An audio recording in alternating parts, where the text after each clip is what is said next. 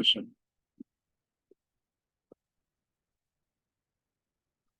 It's the last file we created. 9 by 9.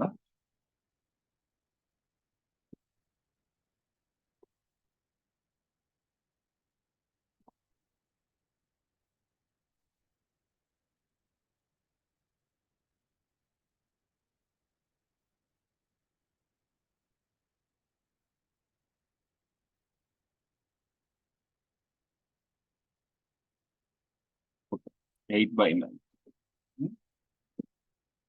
Let me copy the nodes here. I'll put in the new folder. Copy this.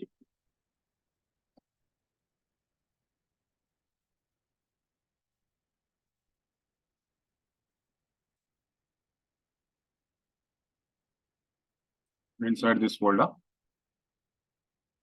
let me change the name for the folder. 11 by 9. Let me paste the file into the folder.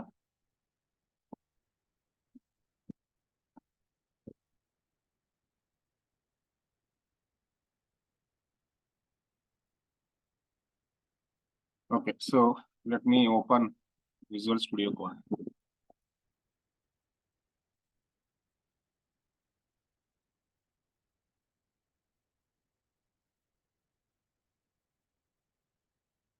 Okay, there is some error in the Visual Studio Code. I want to go with one more editor called Sublime Text. Let me open Sublime Text. Yeah. So here in this, I want to open a folder.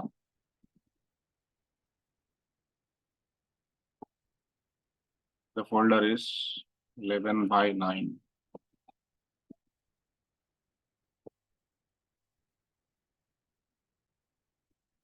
Now, let me go with the nodes. See, what is the last concept we are going to be discussing about? Conditions and loops. One more time. Conditions and loops. See, coming to the conditions, conditions are going to check out either true or false cases. Okay. If only checks true statements, if else check true and false, else if checking the number of true statements, if anything is not going to getting satisfied, then automatically it will go to the false block. Nested if, in if condition, I want to get check another if condition, then nested if. Switch and else if both are look like same, or no need to worry about it. Okay, so conditions got understand, or let me take one more time. Guys, conditions are understanding? Conditions are understanding? Or can I go for one more? Sir, can you just revise quickly? Yes, Can you just I will quickly revise. because I missed the last class. Yes, I will revise one more time.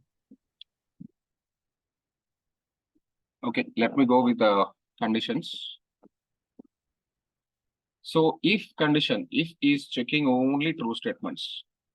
If something is going to be happening true, then only this block will execute. Otherwise, this block will not execute. If else is checking two cases, either true case or false case. There are two cases. Either it is true, either the bus is coming or not coming. If it is coming, execute one block. If it is not coming, execute another block. Else if is going to be checking, like, for example, I am entering into the hotel.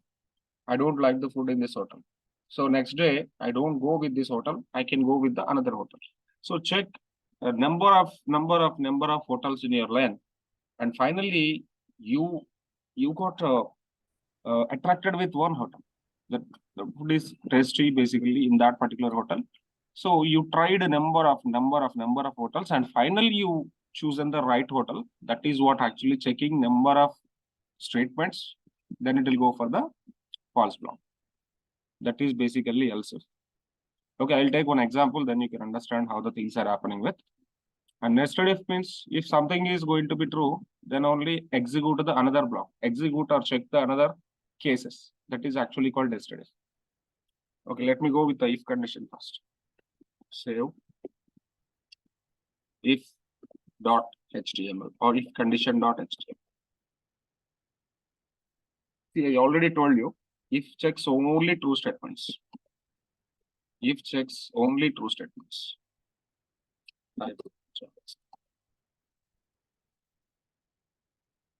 Let me go to this. Now I want to write a variable where x is equal to 10. Where x is equal to 10. I want to check the condition. If x is equal to 10, what is happening in this? Okay, where x is equal to 10. What my requirement is, I want to check the value x is double equal to 10. If the value is going to be matched, then only execute this particular block. So what I want to enter is, I need to go with the alert box.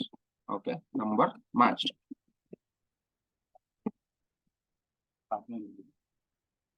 Awesome.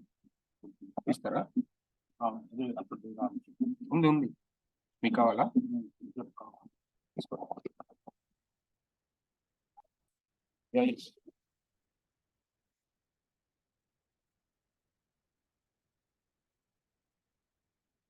alert number matched.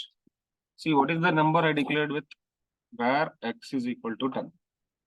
Okay, now I am going to be checking the condition with if keyword, if parenthesis, whenever you are writing a condition. So let me write a condition syntax first.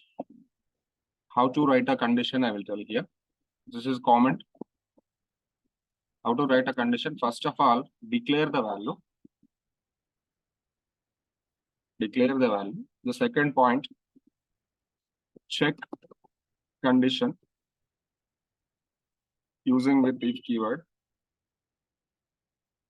If keyword. See, whenever you are writing if condition, you have to go with the parenthesis. Inside the parenthesis only, I need to check the condition. Okay. Then execute a block. This is if block. Whatever the code you want, you can write inside the if block. This is if block. Now tell me, what is the output of this particular program? Imagine what is the output of this particular program. The block will execute or not execute. This block, whatever the block we have, if block, that will execute or not execute. It will execute. It will execute. Why? Because of we have the var 10 number matched. Number matched. Okay, let me do one thing. If x not equal to 10, when I am giving not equal to, basically x value is 10, but what I am trying to testing is, if x not equal to 10, what it have to do. So if x not equal to 10, then imagine the output of the program. Output of the program is nothing. I cannot able to see any alert box. Why? Because of that particular block will not execute.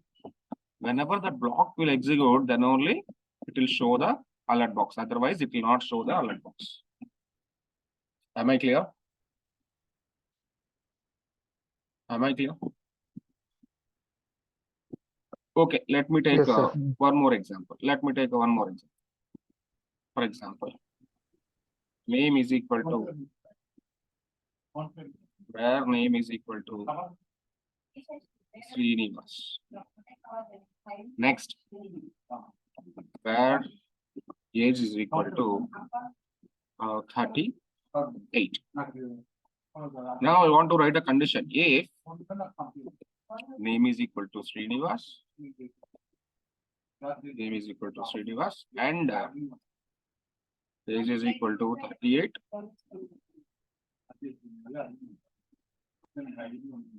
Alert, both are matched. Name and age are matched.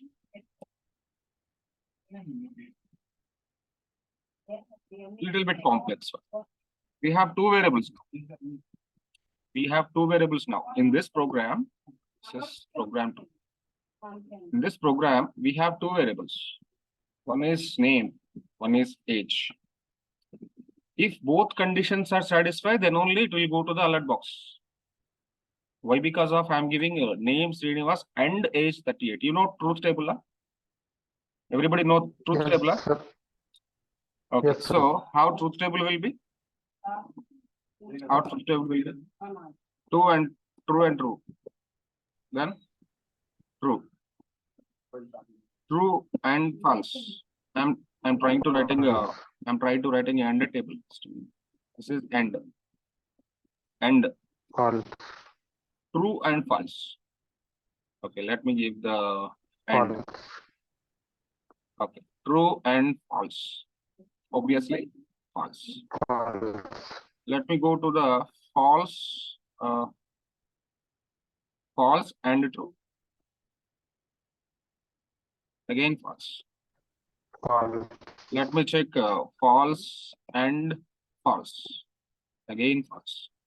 Okay, if both statements are true in AND table, in both statements are true, then only true block will execute. Otherwise, it will not go to the true. So this is AND table. You know R table? Huh? R table. Yes, sir. Okay. Okay. Yes, sir. Come to the point. True or false? This true or true? True or True. true? Next. True or false? True. True. Any one of the statements should be true. Then only the output Yes. will be true. Any one of the statements should be true. Then only output is true. False and true. True only. If both statements are false, false or false, then only it will go to the false. If any one of the statement is going to be true, automatically the output is true. Otherwise, false. This is R table. This is R table. You know about not table? Huh? Yes. Not. What is this? Not true. False. False. True. That's it. Okay. So remember these tables. When I come to operators, then I will explain all these things. Don't worry. Now understand the condition here. If name is equal to Srinivas, that is the first statement. Is this giving you output or not? Tell me. This program will give you output or not? Name is equal to Srinivas, age is equal to 38. This will execute or not?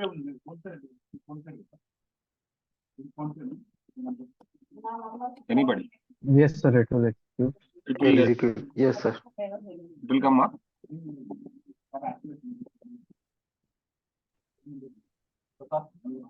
Okay, let me wait. Cut these values. Keeping down. Now, name is equal to Srinivas is there. And age is equal to 38 is there. Okay, I am going to be checking the condition. When you are going to be checking the condition, alert box need to execute. Let me go and check the output of the browser. Let me go to the browser. It will not come. Why? Interview question. Interview question. Why?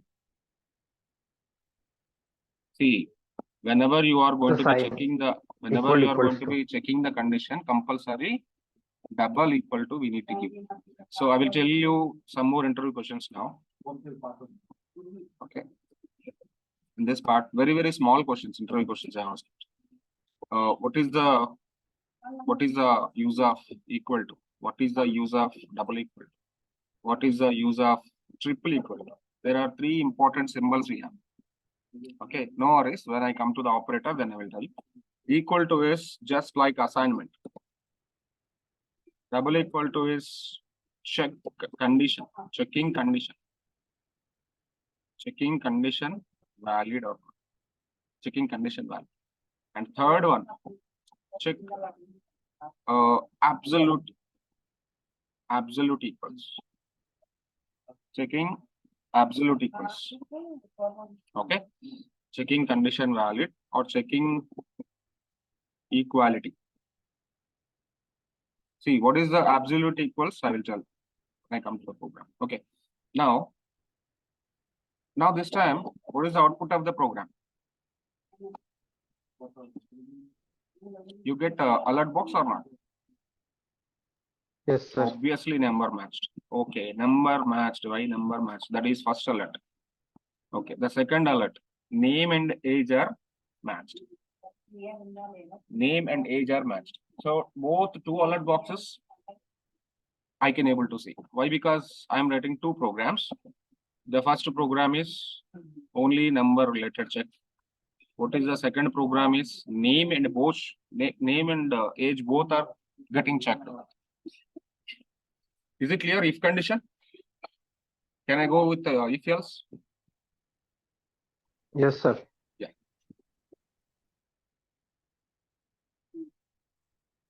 If else condition. Dot HTML. Okay, let me write a script. Okay, where name is equal to Srinivas. I am writing Srinivas. Next, if name is equal to, I am giving capital letter now. Srinivas, then alert name matched. Name matched. Else alert name not matched. Okay, now this block, whatever the if block we have, that is basically true block. True block.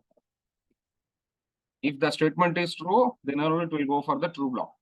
Otherwise, it will go for the false block. Both two blocks we have. But in the last program, in the previous program, we don't have the false block, only true block we have. If the program statement is not getting executed to you, if this is not true, it will not go anywhere. But here, it is not like that. Here it is not like that. We have two blocks.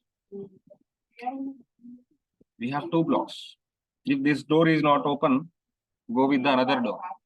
But here in this if condition, we don't have multiple doors, only one door we. If door is open, enter into the block. If door is not open, open means condition satisfied. If the door is open, enter into the room. If door is not open, you have to go exit. Why? Because of if have only one block. But coming to the if else, we have two blocks, two doors. Okay. Is it clear? Okay, let me execute this. Open in browser. Which block got executed now? Name not matched. Where this name not matched alert is coming from? Where this name not matched coming from? Else block. Why else block? This door will not open. Obviously, why? Because of here Srinivas spelling is different. Here Srinivas spelling is different. Okay, let me write a right name. The first door only opens, and it will not go for the another door. The first block itself, it is getting executed to you now, and it will not go for the another block.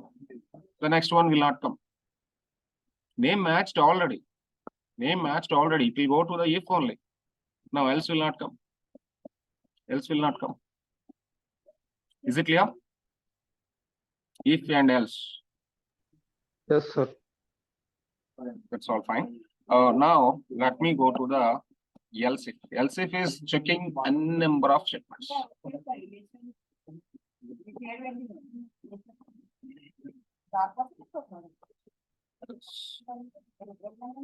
If dot HTML. Okay, let me write a script over there. Now, this time it is else if. Just else space if. Okay. Now I'm trying to giving the name only or age, whatever you want. Let me give the speed. Or you can take maths, or you can take name only. Okay, names universe. Where we now check with conditions. If name is equal to Srinivas. Alert. Or you can print alert. Yeah. Alert. Matched. If it is not matched, check with another else if name is equal to Srinivas. Not matched. Check one more time.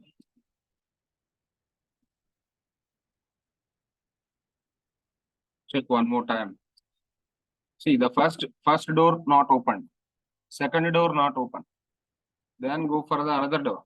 Another door means another condition. Else if name is equal to Srinivas. Alert. Not matched here too. Now finally go for the else block. Finally go for the else block. Alert matched.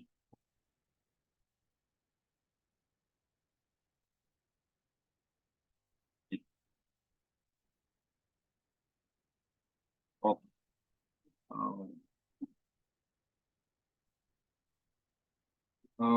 Else block.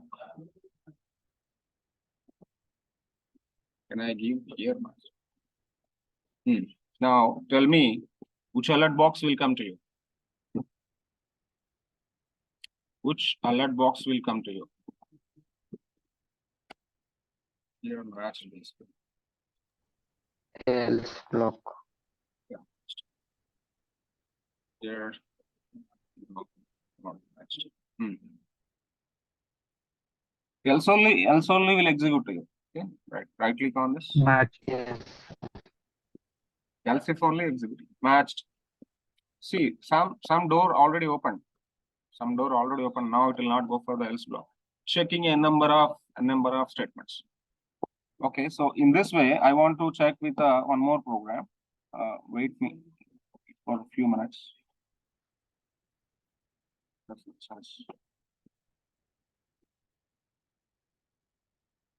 put ingest and parse. And today we are going to be discussing about different other kind of topics. Let me copy the notes. It's 8 here. Okay. Let me copy the notes in the folder.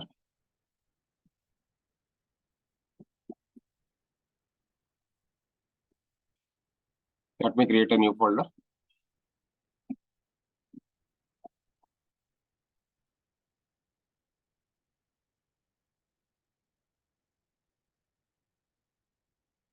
Yeah, so I want to start a Visual Studio Code. And let me open the folder 8x9.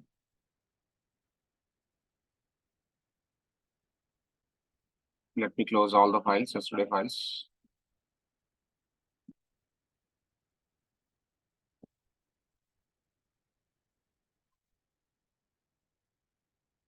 So do you people have any questions and queries about yesterday, like stringify and parse?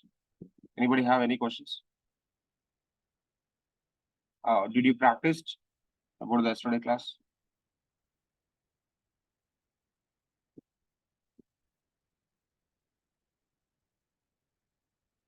So tell me about stringify. What stringify can do?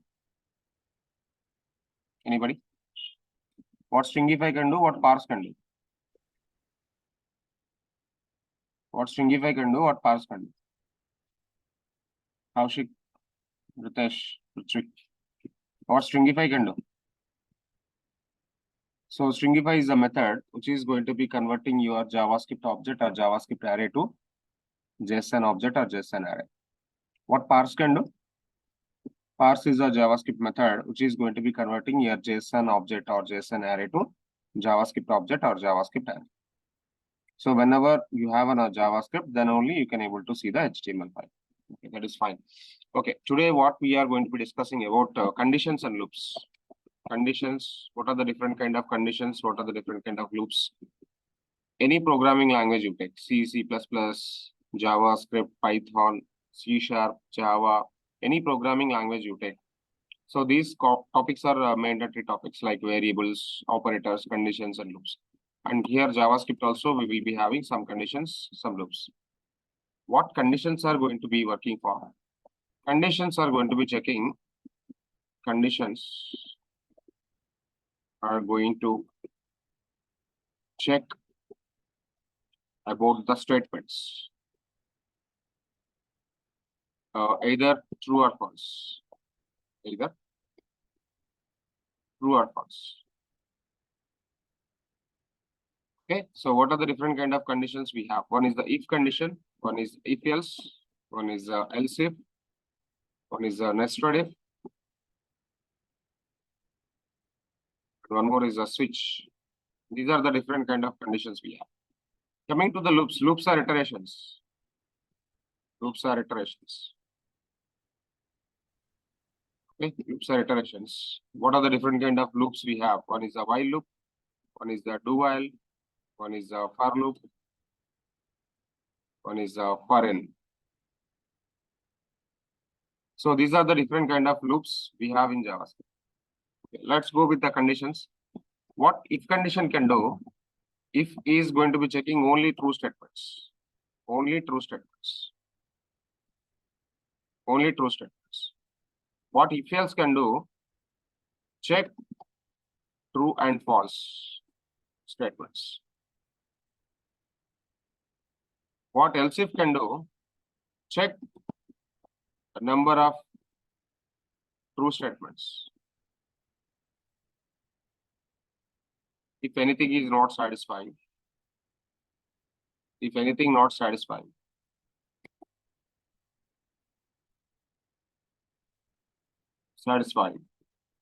go for false. Nested if,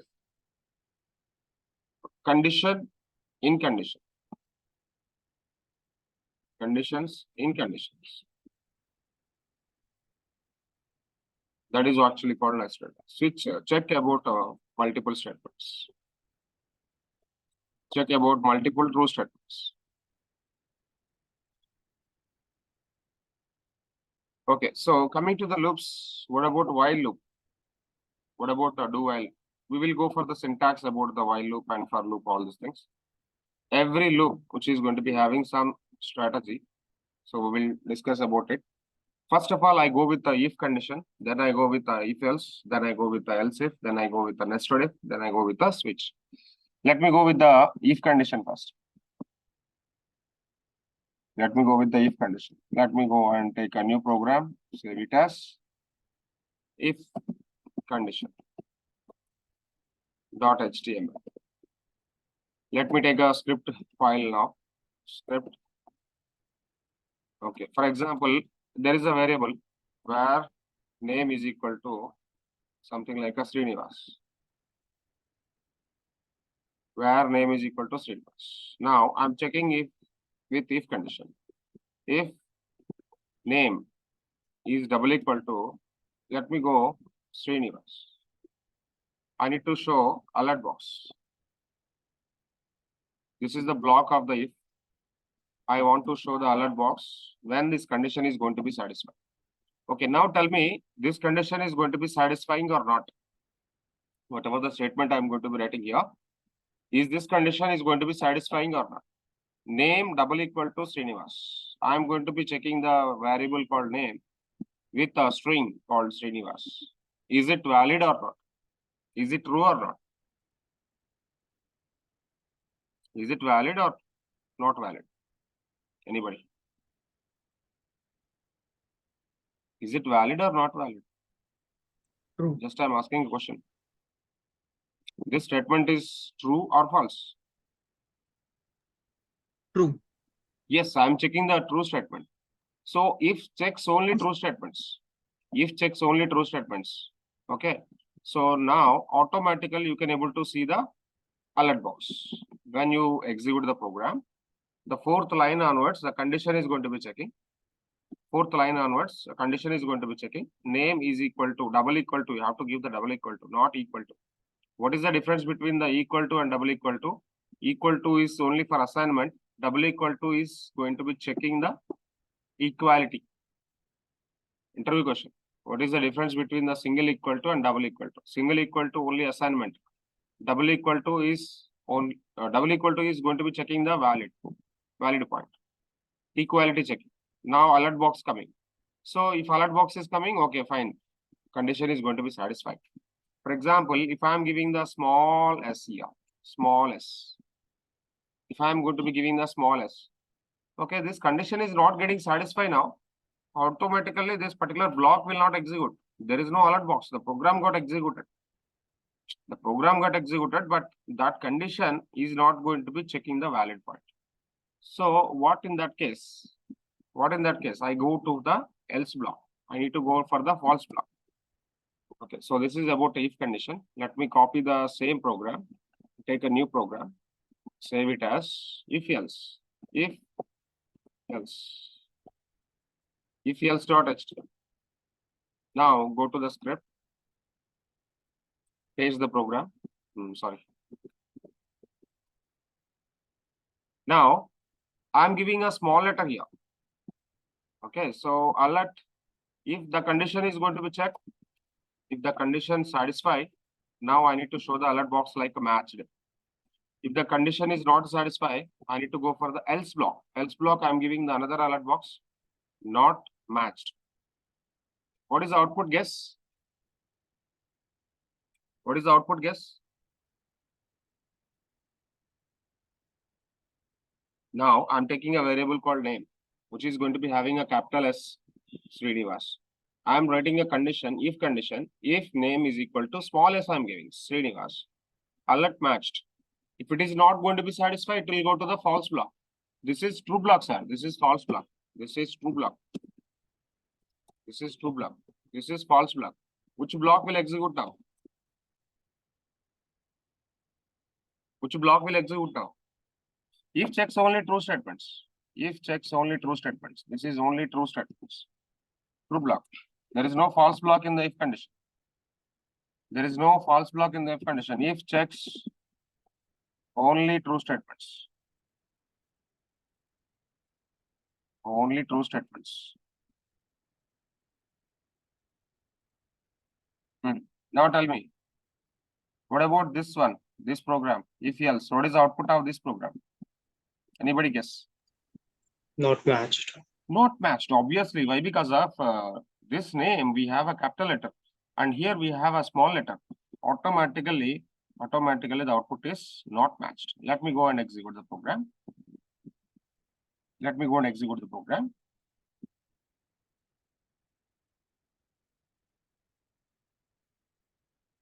Yeah. So obviously we have the output, we have the alert box, which is not matched basically. See, the condition is going to be checking, the condition is not satisfying.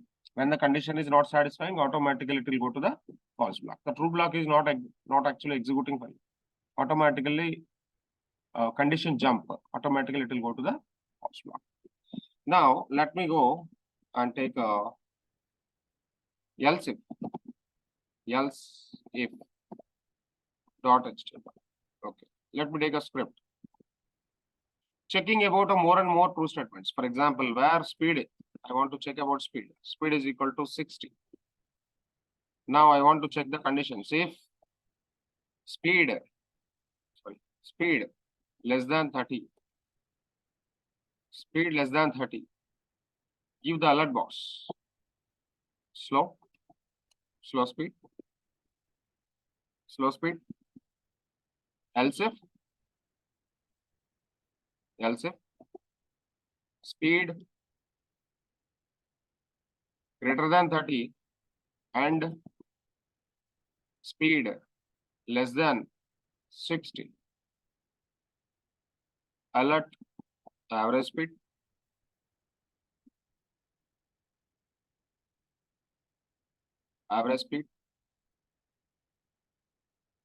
Now let me go to the one more condition. Else if speed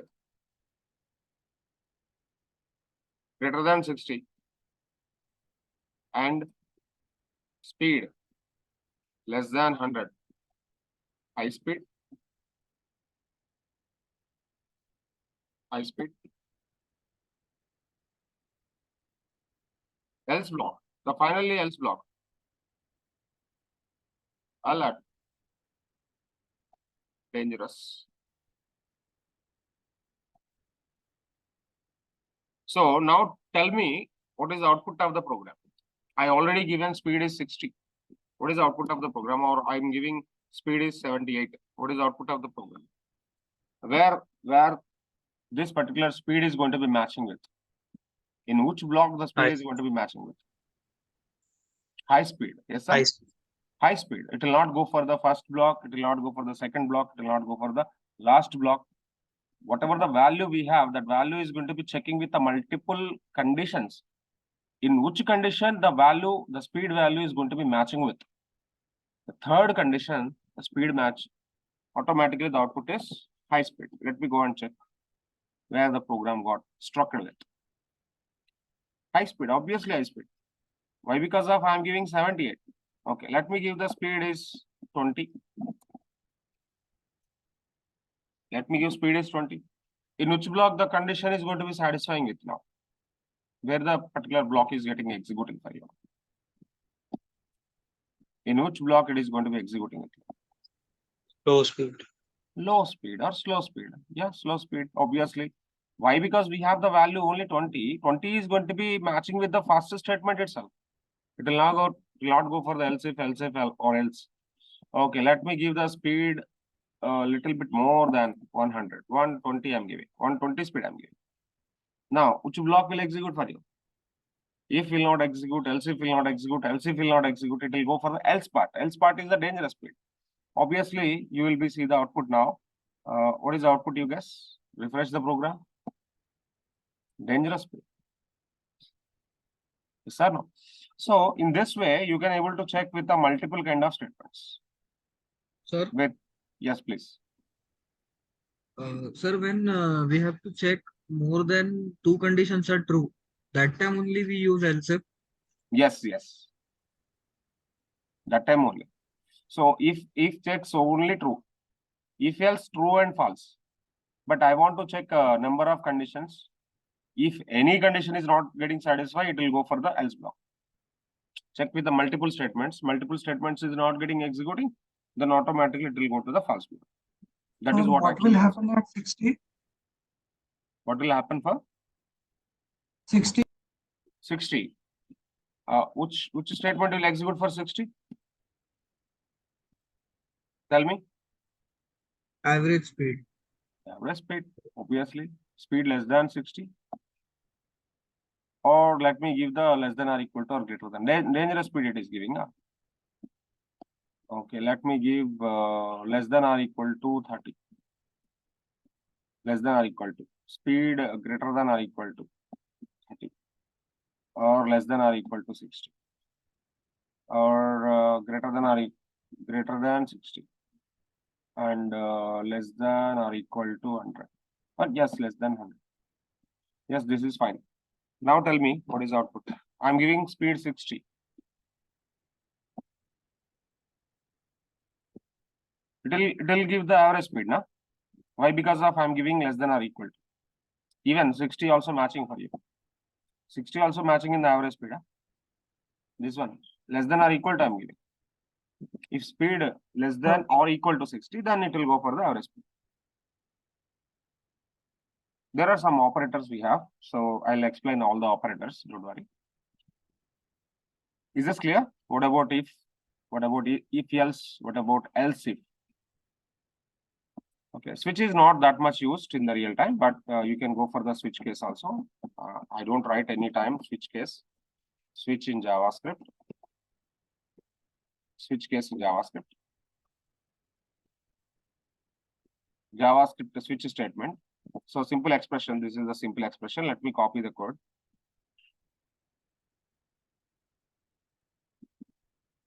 Mostly switch case is not. Switch is actually same as it is like else if. Checking more and more conditions. Checking more and more conditions. That is basically switch. Switch case dot HTML. Let me take a copy, paste. Tell me. So here there is a function called a date. Basically, I want to explain the date first for you. Date functions I want to explain. Then only we will go for the switch. Date methods. Date methods.html. I want to explain date methods first. Then only you can able to understand that particular switch. Okay, what are the different kind of date methods? Date is a predefined JavaScript method. Date is a predefined JavaScript method, which will give system current date. System current date and time. So there are multiple functions you want. So where D is a variable date. You can create an object for new date. Now D dot. There are multiple methods we have for the date. Okay, so we can able to get the time, and D dot only date we can able to see. D dot. Okay, so milliseconds, you can see milliseconds also. There are multiple predefined methods we have to get the only time, to get the only date, to get the only milliseconds, all these things we have. But first of all, you need to create a variable for the date method. Date is the predefined method, and you need to create an object for that. For that object, you have to call the multiple properties. Okay, let me go with the date here. So let me take a script now. Script where D is equal to new date. Date is the class, predefined method. Now let me print the date. Console.log, or you can give the alert box. Alert D. D is the object. D is the object for the date. Now see the date. Whatever the system current date and time we have, that will come out.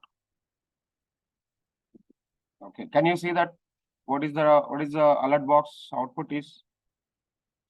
What is the alert box output is? Friday, September 8, 2023, 15:31:58 GMT India Standard Time. So the total date is coming, date and time is coming with a D object.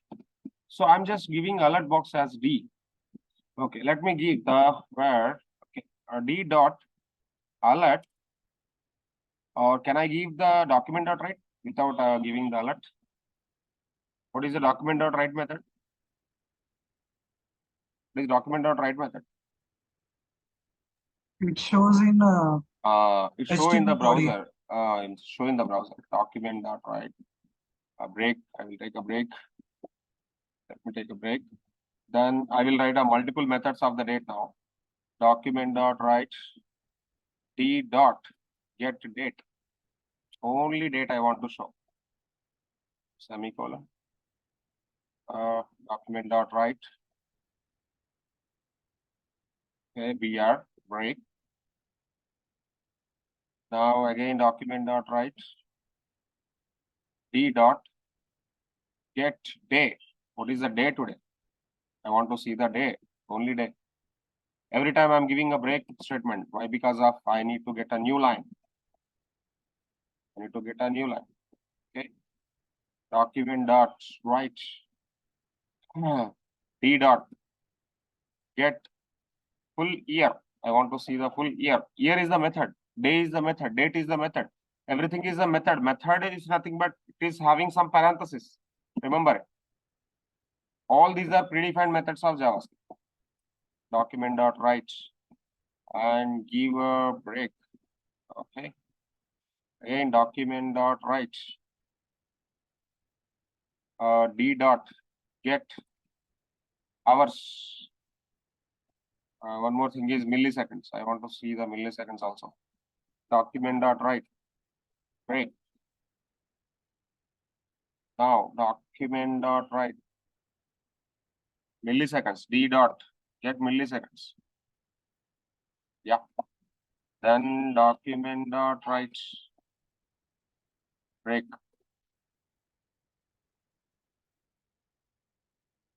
Then again document dot write.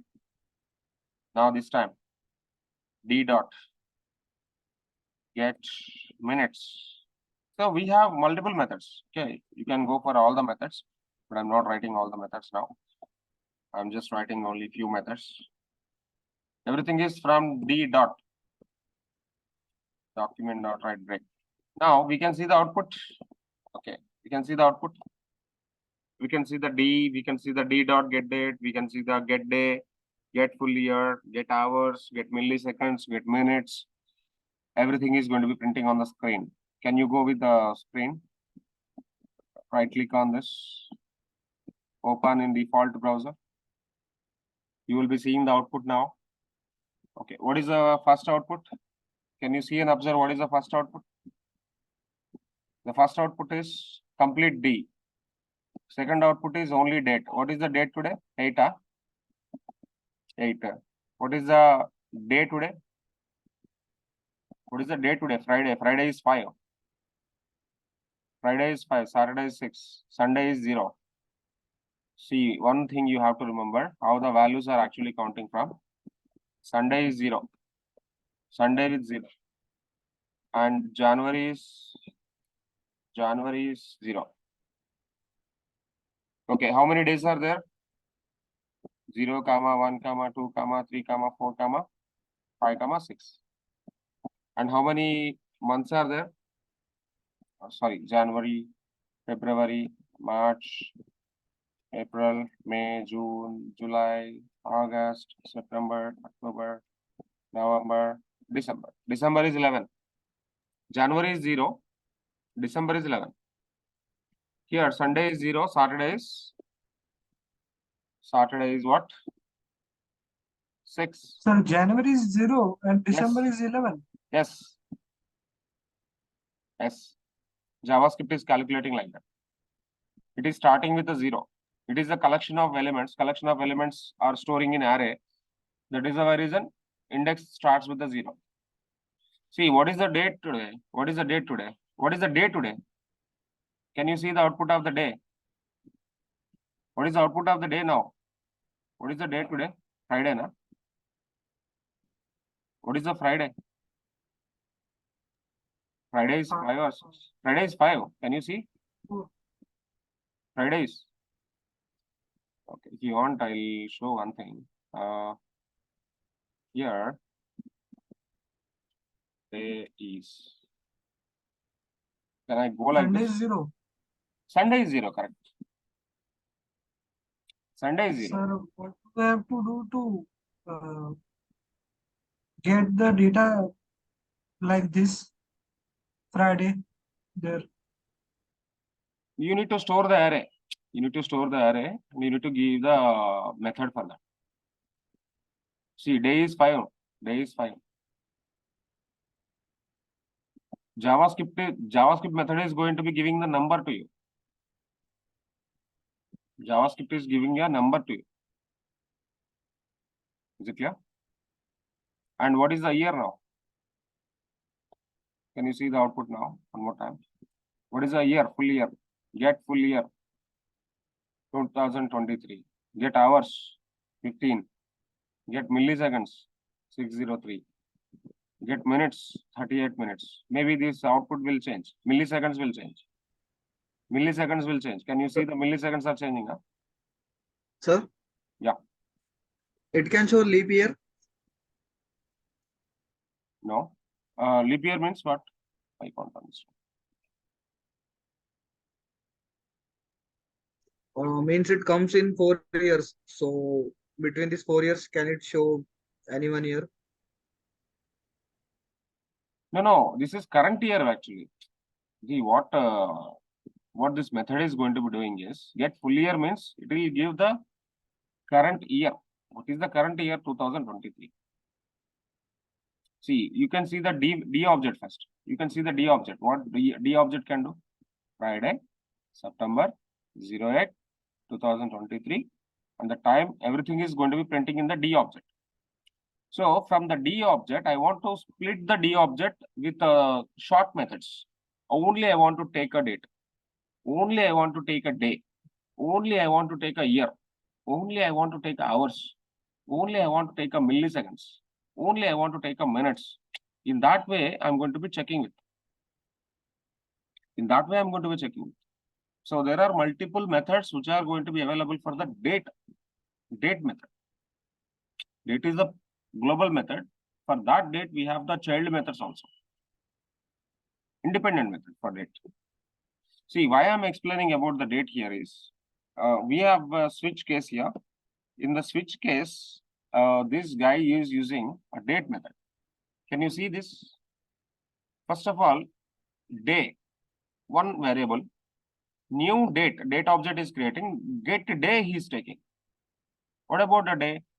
If case is 0, Sunday is assigning. If case is 1, Monday is assigning. If case is 2, Wednesday is assigning. So what is the date today? What is the day today? It's a Friday. Friday. What is the number for Friday? Imagine. In the previous program I shown, what is the day today? It will show 5, right? If the case is 5, automatically the day is going to be printing for you. What is the day here which is going to be printing for you? It's a Friday. It's a Friday. Is it clear? So can I print all these things? So here we have a day, but it am not having printing process. Can we go for the printing? Can we go for the printing document.write? Or can I go with alert box? Alert day. Okay, the same alert I want to give every time. In which case the alert box is going to be executing to you. What case which is going to be executing to you? Okay, I'm giving alert every time. I'm giving alert every time. Which alert box is executing to you now? Tell me which alert box is executing to you now? Which alert box is executing to you now? Friday, case 5 is executing to you. Okay, let me launch this. Open in browser.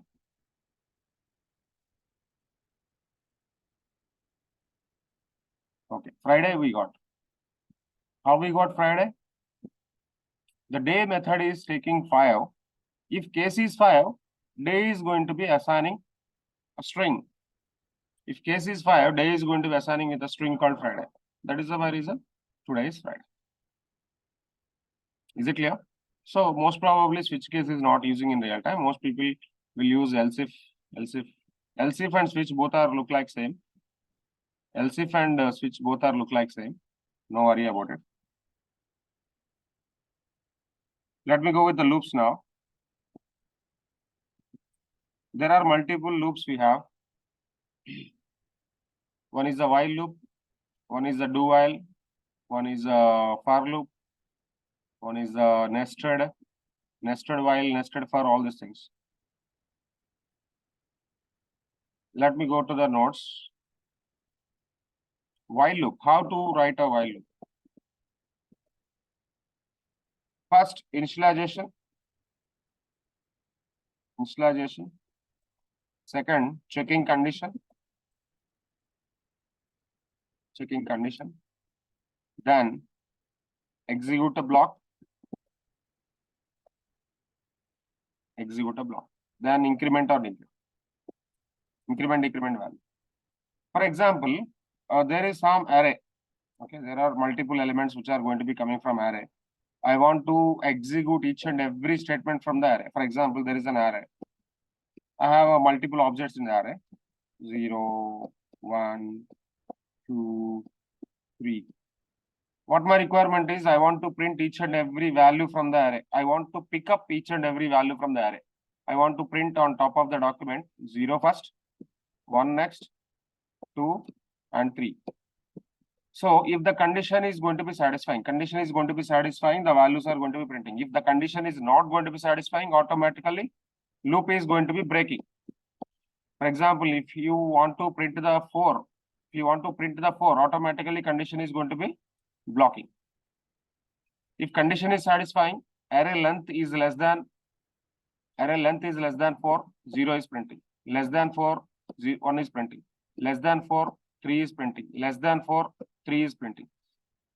4 less than 4, What is the count of the array now? What is the count? Count starts with 1. 1, 2, 3, 4. What is the count of the array now? What is the count of the array? 4. So first of all, checking the condition 0 less than 4. It is true or false? 0 is the indexer, 0 less than 4. 0 is less than length of the array. 0 less than 4, condition is true. Okay, the value is going to be printing. Next, it will go to the next level, next element. 1 less than 4. Yeah, condition is satisfied. Print value. 2 less than 4. Condition is satisfied. Print the value. 3 less than 4. Yes, condition is satisfied. Print the value. 4 less than 4. 4 less than 4 is satisfying or not? 4 less than 4. True or false? 4 less than 4. True or false? See, every time value is incrementing, 4 less than 4 condition is not satisfying. Automatically loop is terminating to you. Loop is terminating to you. See how this Amazon data is coming with, how this Flipkart data is coming with, how your YouTube data is coming with, how your Instagram data is coming with, and multiple values which are going to be printing to you. The iteration. Okay, let me take a program, then you can understand how the loops are working. How loops are working, let me take a program. First, I will take a while loop. So what I need to do is example syntax. Example I will take where I is equal to 0. Initialization is over. While I less than 5. I is the index. I is a variable. I less than 5. What I want to do is document dot write I value is printing for the document dot. Then immediately I want to make a incrementing value. I plus plus increment operator. In the coming class, I will explain operators. Don't worry about it. Now check the program. What is happening? The process of the loop. What is the process of the loop now? What is the first method we have to do? What is the first method? Tell me. Initialization. What is the second method we are doing? Checking condition. What is the third method we are doing? Execute a block. What is the fourth method we are doing? Incrementing order. Can you please observe these 4 methods are working here or not? What is the first statement here? What is the first statement? Initialization. What is the second statement? Checking condition. What is the third statement? Execute a block. Executing block or not? The curly braces open, curly braces closes, execute a block. Execute block. Now the last statement. What is the last statement here? Tell me. Increment or decrement? I want to make an increment value, or I want to make a decrement value. This is how while is working. While is the keyword basically. Let me take a new program and save it as while loop. It's very simple. It's a very simple loop. .html. The same program I want to write now. Script where I is equal to 0. Now write a while loop while I less than 6. I want to print a I value. Document dot write I value. Then I want to take a break also. Document dot write a break.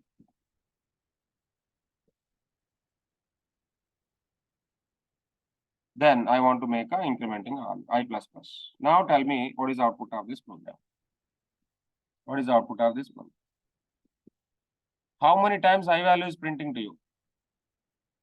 How many times I value is printing to you?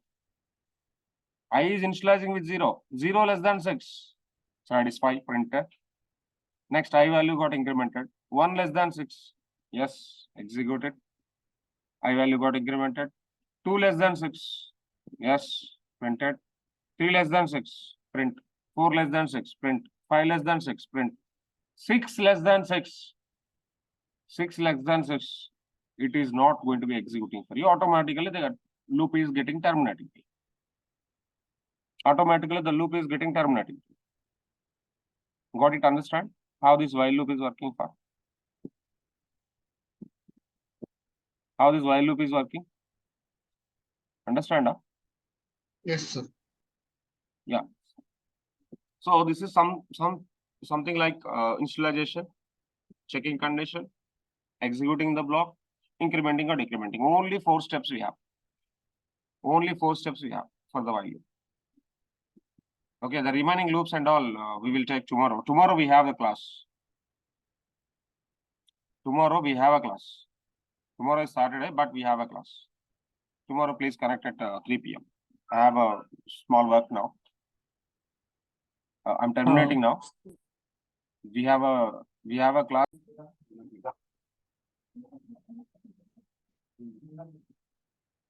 Okay. Open the folder.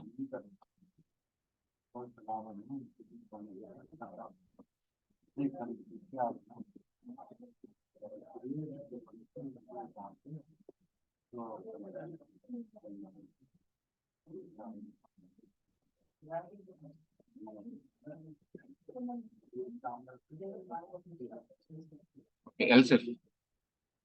Now let me go with one more simple program. Now I want to give some speed, where speed is equal to some 78. Now if speed is equal to or speed less than 30, check the condition and give an alert box low speed. Low speed. Else if speed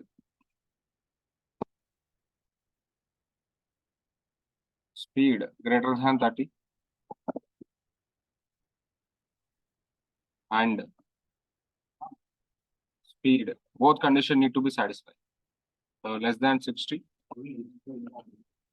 average speed, alert, average speed. Else if speed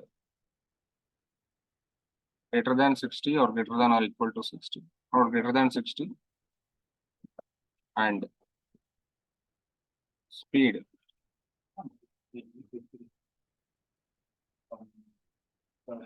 less than 90, good speed.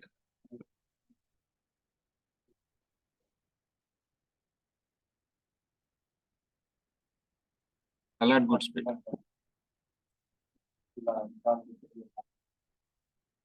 Now finally else alert, high speed.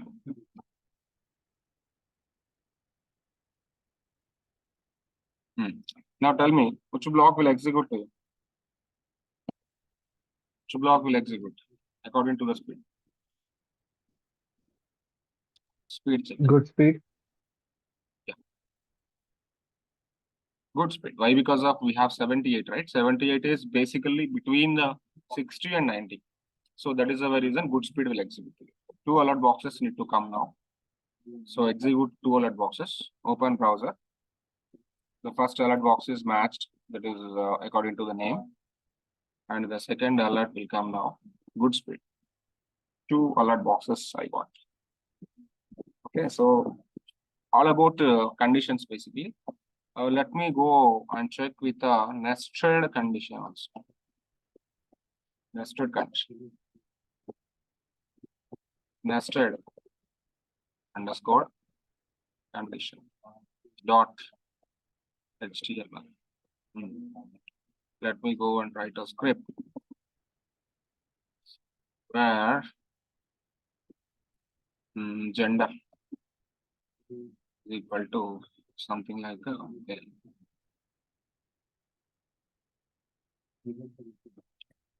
where age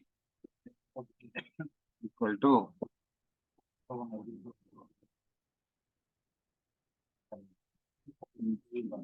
or 30.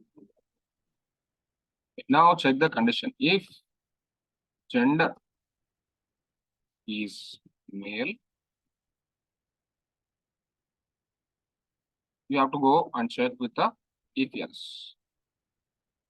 This is gender and this is something. So here gender, and I want to give an alert box. Ready to manage.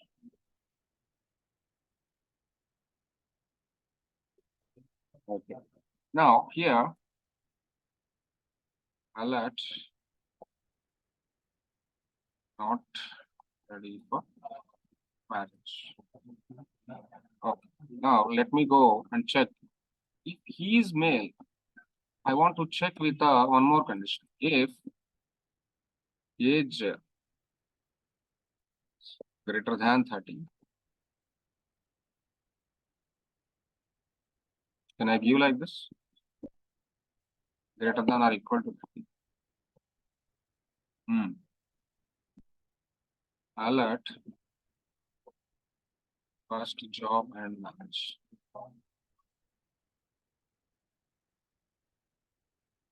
Else try for job.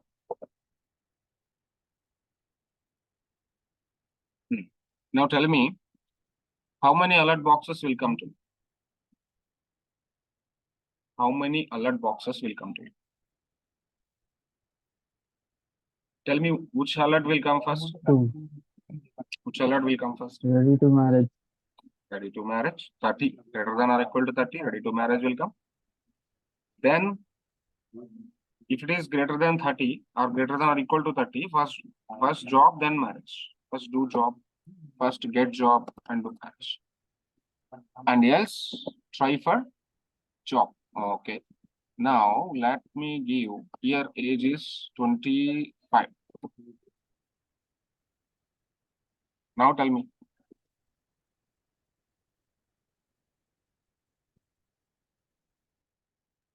Ready to marriage and then try for job. Ready to marriage, then try for job. Good.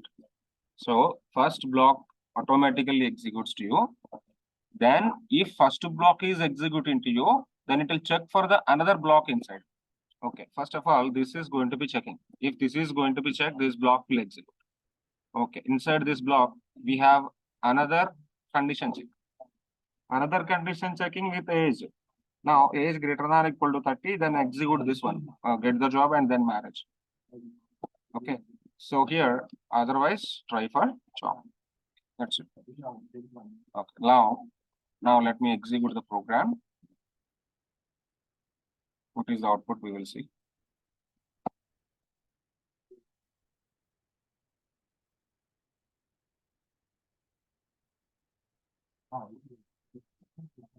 Execute. Ready to marriage. At the same time, try for job. Why try for job?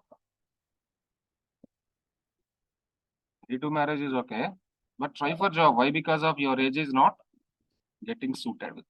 Your age is 25. 25 is not getting suited with. If it is greater than or equal to 30, get the job, then marriage. Else try for job. This is about the nested conditions. Is it clear? Understand? Nested conditions. Now we go for the loops. Loops or while loop. Let me go with the while loop. While is a keyword over there. Now I am writing the program name is while loop dot HTML. See, in the notes, I already explained about the loops yesterday, but one more time I will tell now. Loops are basically iterations. Loops are basically iterations. See, why basically loop is required for? Whenever you want to execute a values from array or a list. For example, there is a, let me explain the loop one more time. Yeah, loops are basically iterations. See, what are the iteration is? Suppose, for example, there is a array we have 1, 2, 3, 4, 5. I want to pick up all the values from this array. I want to list out all the values from this array. I want to pick up 1. I want to pick up 2. I want to pick up 3. I want to pick up 4. I want to pick up 5 only. When the value is moving to 6, automatically loop is terminating. automatically loop is terminating to you. So the session is going end in 1 minute. Please join one more time. I'm telling to everyone. Okay, sir. The session is going to be ending soon. Within 1 minute, please join one more time. Now, Okay. loops are basically iterations. Whenever you have a list of values, what my requirement is, I need to iterate it. Okay. See, a real world example, how I can tell. For example, from Amazon. In Amazon, a category called men fashion. Okay. Men fashion is there. In database, in men fashion related, 1,000 products are there or 10,000 products are there. Okay. So when user logging with Amazon, and he clicked on man category and fashion related button, then how many products will come on top of the user interface? How many products will come on top of user interface? 10,000 products will come now. 10,000 products will display. 10,000 products will display. Okay, how this 10,000 products are going to be displaying? Product 1, product 2, product 3, so on. 1,000 products or 10,000 products you can able to see on screen. Yes or no? On screen. See, whenever you want to show a product or list of values, then compulsory we need to use a loops. Then compulsory we need to use any programming language you take. Any programming language you take. Okay, so one more simple example I will tell you. There is a basket. In basket, we have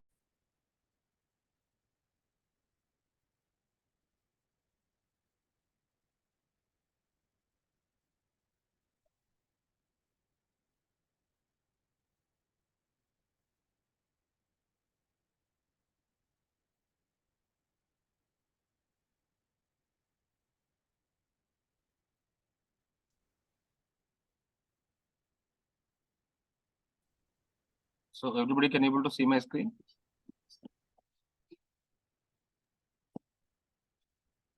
Am I audible, guys? Hello. Am I audible? Avinash. Yes, sir. Yeah.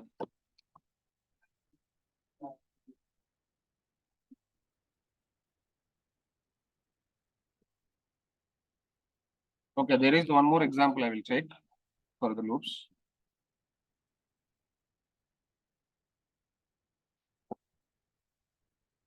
Now we go here. There is a basket. Inside the basket, a lot of items. Okay. So, for example, fruits are there and vegetables are there. When we have some fruits and vegetables, my requirement is I need to collect all the fruits and store into the fruits array. I need to collect all fruits, store into one array. Now I need to collect all the vegetables and store in one array. Whenever you want to print fruits, you can print fruits on top of the user interface. Whenever you want to print the vegetables, you can take and print on top of the user interface. See, collecting a fruit related item, put into the list. Collect vegetable related item, put into the list. This is something like a iteration. See, there are multiple kind of iterations we have. One is the while. Okay, one is the do while. One is for loop. One is for in, and one more is for each. For each. Okay, so something like this. For in, for each, both are actually same. Coming to the while loop, whenever you want to write a while loop, any loop, 4 important methods we need to follow. The first one is initialization. The second one is checking condition. Third one is execute a block. Fourth one is increment or decrement. See, I want to tell you one thing. There is a basket, sir. Okay, inside basket, I have some items. Inside basket, I want some items. Okay, what my requirement is, this is the item 0, and this is the item 1.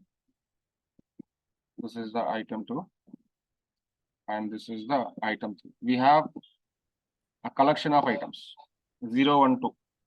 0 is array index. Array index always started with a 0, and index is going forward. 0 is there, 1 is there, 2 is there, 3 is there. Okay, so I want to pick up all the products. What I will check, first of all, this basket length is, what is the basket length now? How many items are there in the basket? How many items are there in the basket? 4. Yes or no? First, pick up the first item. First, pick up the first item. I want to pick up the 0th item. Whenever you want to pick up the 0th item, first check the condition. 0 is less than 4 or not. So 0 is less than 4. If 0 is less than 4, pick up the item and put in the UI. Now, second item 1. 1 less than 4, condition is satisfied. When condition is satisfied, item is picking up. 3 less than 4, condition is satisfied. Item pick up. Now 4. Second item, 0 item, 1 item, 2 item, 3 item. All the values I can able to pick up from the basket. Okay, when the value got incremented. So can you see the last line, increment or decrement? First of all, initialization with 0, checking with a condition, while I less than 5, 0 less than 5, we move to the block, print the value, I incrementing by 1.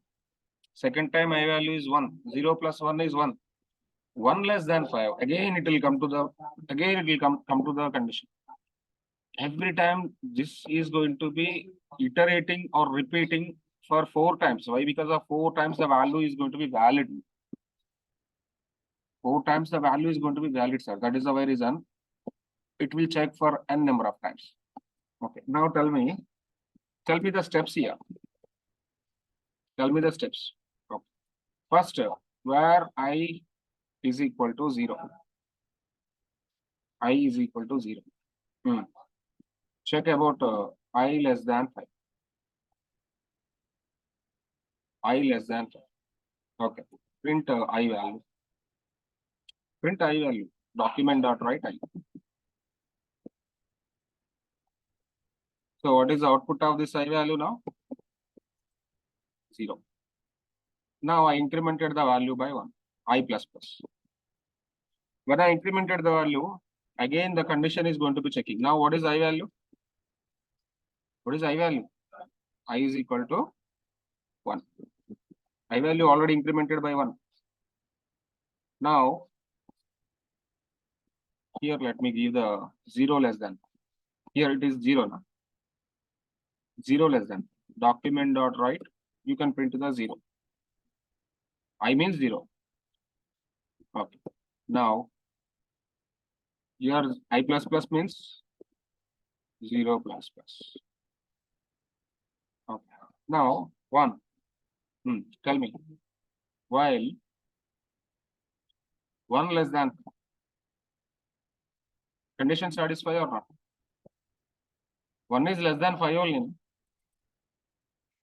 1 is less than 5 or true or false? Sir, 1 less than true. Print 1. Again, I value got incremented. 1 plus 1. This time I value is 2. Now, where I is equal to 2. While 2 less than 5. 2 less than 5. Is it true? 2 less than 5 or not?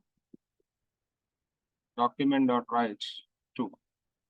Then it will print 2. Then again I value got incremented. I plus plus. It means 2 plus 1 is 3.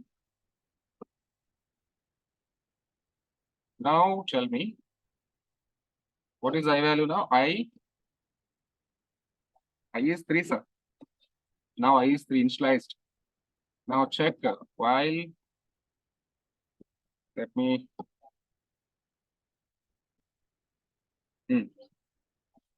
tell me, 3 less than 5, true or false?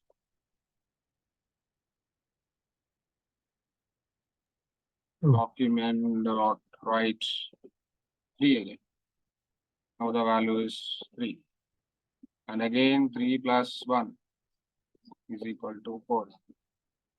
Now I value is 4. Where I is equal to 4. While 4 less than 5. 4 less than 5.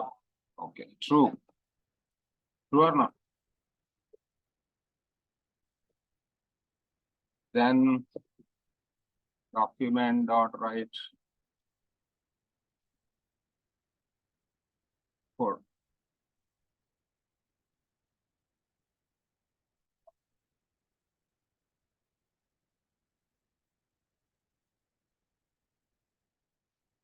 The output is, now I value got incremented. 4 plus 1, the value is 5. Now again it will go for the where I is equal to 5. Now tell me, while 5 less than 5, is it true? Is it true? Condition is false, sir. False or true now? Loop 5 less than 5 is false. terminates here. Loop terminates here. Okay, from here, the loop will not work out. From here, the loop is not getting worked out. So I am explaining each and every step very, very clearly. How the program will run. How the program will run for the while loops. How the program will run for the while loop. So if you want, you can check with images. I got a very good image. You can see while loop JavaScript. What do you call diagram? Flow diagram. You can go like flow diagram. Yeah. Search for some flow diagram while loop. Okay. Can you see this black color one? Or you can see this one. How this image is going to be showing. So start the loop, checking the condition. If the condition is true, go for the statements. If it is not true, go for the end block of the loop. Can you check this one? This one is the very clear one. Initialization, while condition, true, a group of statements you can write, increment, decrement operator, then go again for initialization, again check condition. If condition is true, then go for the group of statements again. Then one more time increment, decrement. Until the condition is going to be true, the loop is going to be iterating to you. Otherwise, it will jump from the loop out. When the condition is not getting satisfied, it will go for the false. What is the meaning of false here is exit from the loop. Exit from the loop. Loop will not run. Is it clear, everyone?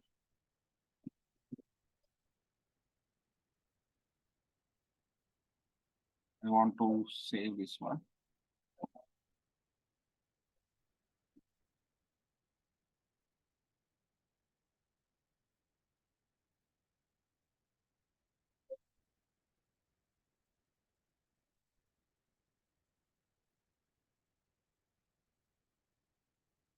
Okay, now let's go with the do while. How the do while will work. Now let me write a program while loop.html. Script.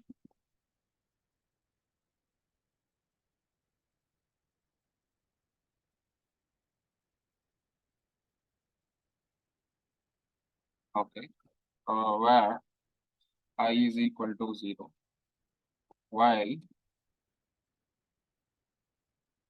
I less than 5 or less than 4 or 5, then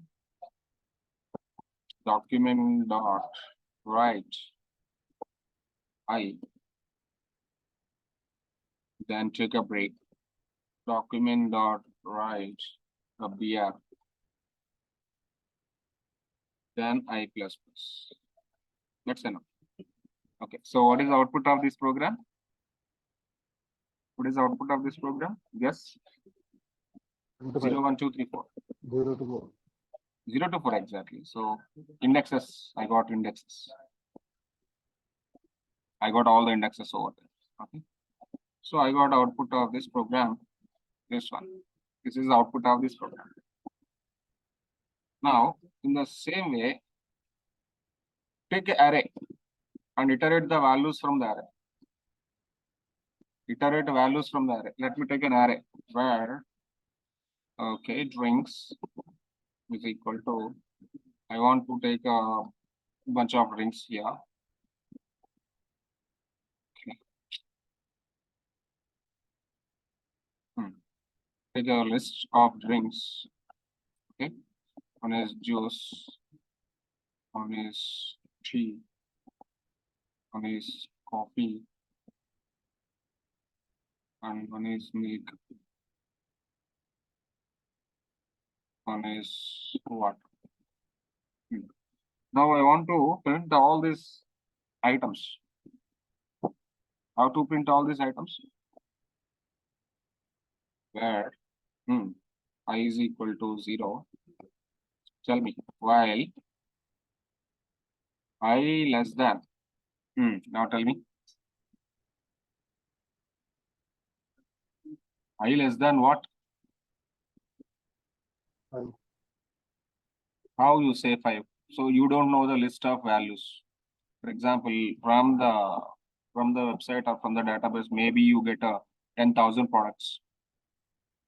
10,000 products. Then how you write less than 10,000? So this number is basically a dynamic number. The product number is basically a dynamic number. Okay, so today you got only 100 products. Tomorrow you can get 1,000 products. Day after tomorrow you can get 10,000 products. Then I want to check the count of the list. How to get the count of the list? Okay, let brings dot length. Brings dot length. I want to check brings length. Not length only. Let me check this method will execute or not. Execute this first of all. Okay, don't write anything. I less than brings dot length only, correct? Then I can go for document dot write I. Then take a break. Write a break tag. Document dot write. Write a break. So let's give a simple break tag. Now I plus plus. Is it required? I plus plus is required or not? Okay. Now check a list of values, list of drinks. First alert box need to come. That alert box is basically showing the length of the drinks. Okay, how many elements are there? How many products are there? How many drinks are there in your array? 5. 5. Okay, I got found the length of the array first. Okay, now okay, click on OK button. Now click on OK button. What it is going to be get? So we have 0, 1, 2, 3, 4, and again we have 0, 1, 2, 3, 4. Only I can able to find index numbers, but I can't able to print the fruit name here. Am I right? So here I am taking one horizontal row. Take a horizontal to looks good, and then document write print fruits. Sorry, print drinks. or show drinks.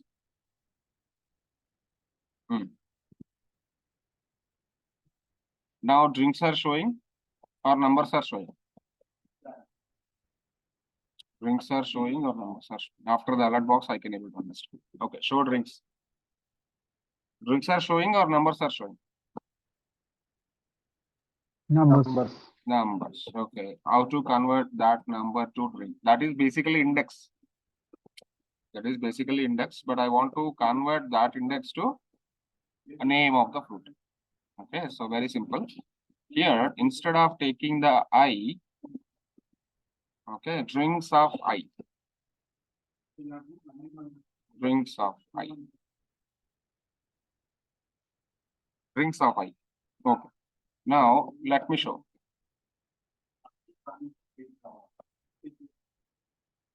Here I got a length.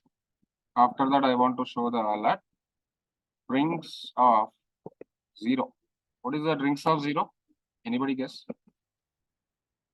Alert. Juice. Drinks of 1. Yes.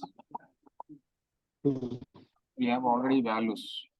Just follow the array called drinks. Drinks of 2. Okay.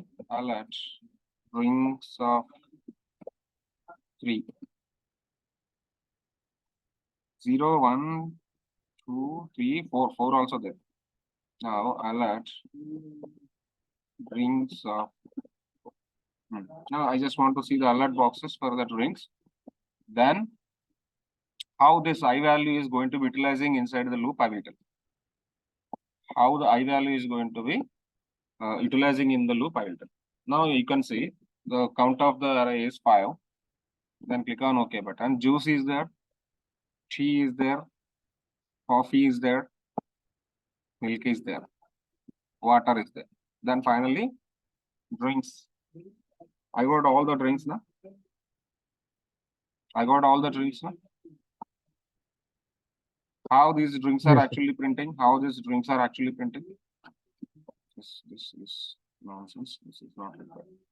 How these drinks are printing? Can you tell me? See here. What is the I value first of all? 0. 0 less than 5. Here, understand the thing. 0 less than 5. Condition is satisfied or not? The length is, we know the length actually. The length is 5. 0 less than 5. Condition is satisfied. When condition is satisfied, print drinks of 0. Yes or no? Here we are actually printing drinks of 0. Here actually we are printing drinks of 0. Then 0 incremented by 1. Then next time I value is 1. 1 less than 5. 2 less than 5. 3 less than 5. 4 less than 5. Until the last value, it is going to be looping to you. And finally, whenever the condition is not satisfied, when 5 less than 5 came into the picture, automatically loop terminates. Am I correct? Automatically loop will terminate. When 5 less than 5 come into the picture, condition will not satisfy. Condition is not true. Then automatically loop is getting terminating to you. This is about a while loop. Is it understanding?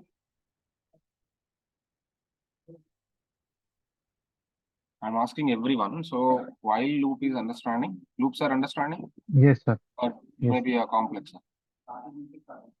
See, very simple thing. Small methods you have to remember.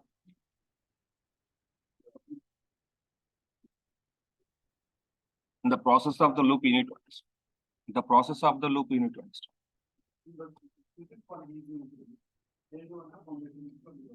Okay. Now let me go to the do while.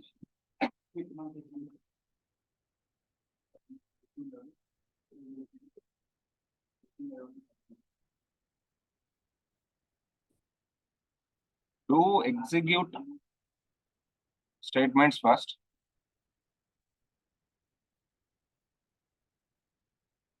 Then check condition. Then check condition. It's a very simple.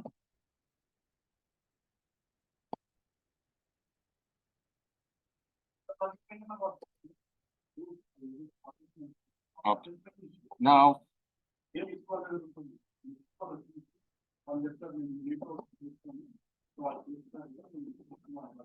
do while. Do while dot HTML. Okay, where I is equal to 0, same initialization part. Do statements first. Okay. Document dot write I plus plus. Then check the condition at end of the block. Check the condition at end of the block. I less than 5 or 6 with semicolon. Semicolon is compulsory.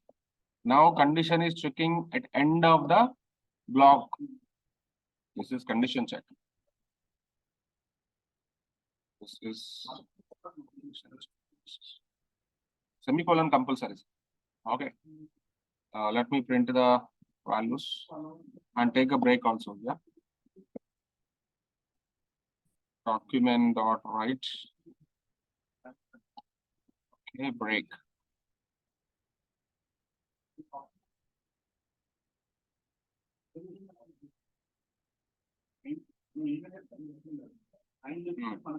So, what is the problem?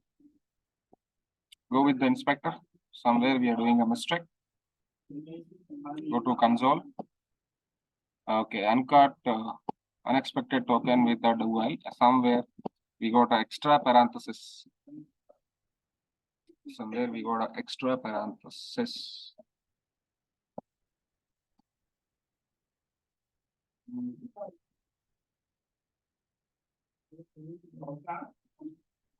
No. We have to give the while. Na. Do while. Na. Just do while. Right? Now go for the execution. Okay, I got a values print 0, 1, 2, 3. Post condition check basically. Okay, so that is one thing. And one more thing is for loop. For loop is very, very simple. Everything is going with a single statement. For loop dot HTML script. Okay, for everything in the single statement where I is equal to 0, I less than 4, I plus plus. Enough. Block of the statement we want to go. Document write I. Then take a break. Document dot write. Take a break.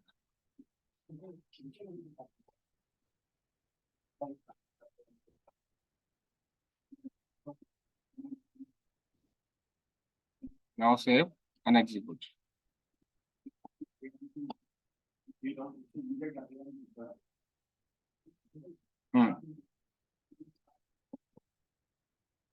What's the problem? Go and check with the inspector.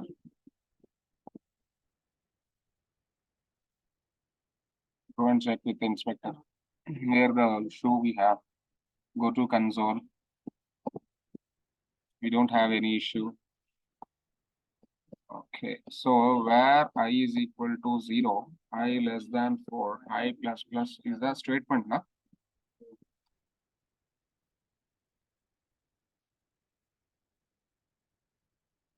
Document dot write. Yeah. Semicolon after I plus plus. No semicolon needed for the break. Enough. Yes. Now go and check with the open browser. Okay, so where is the output? For loop, where is output?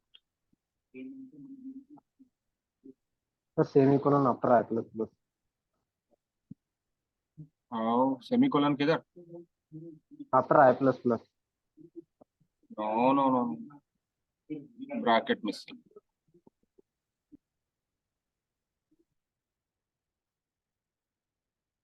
Open it.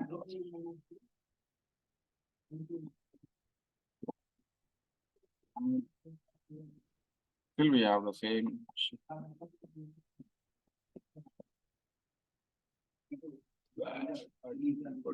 the for loop, I++ you given a Sir, after semicolon. I++, after I++. Yes, sir. Mhm.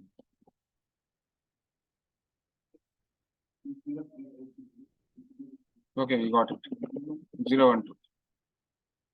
But I want to take a simple break here. How to take a break? This document dot write and take a small break. That's all. Now let's take same drinks here. How to print these drinks now? Same drinks I want to print in the file. Okay. Now where I is equal to 0. I less than drinks dot length, exactly. Then I++. Then print your drink. Document dot write. Drinks of I. Drinks of I, exactly. Drinks of I. Then take a break.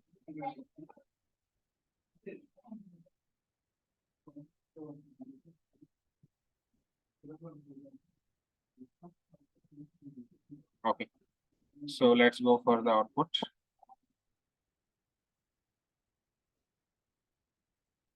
Yeah, I got it. So this is the way of writing with the public. Okay, you try with more and more examples also.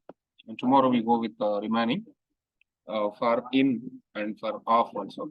Then we'll go for the operators. Then we use these loops and we iterate the JSON data. Tomorrow class itself, I just want to iterate the JSON data also.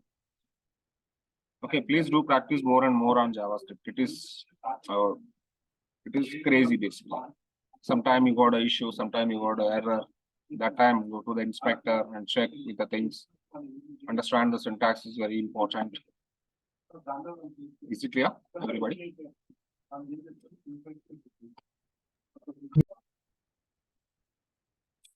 Good evening, everyone. Everybody can able to see my screen.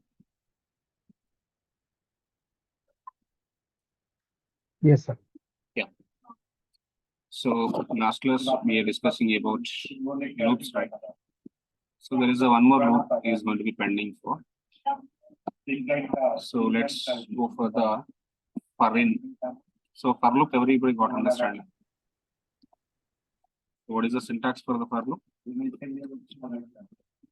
Where I is equal to 0, I less than or equal to I plus plus. In this way, you have to work with the. So everything should be in the same parentheses. Whatever the syntax we have, whatever the statements we have, we need to give in the curly braces.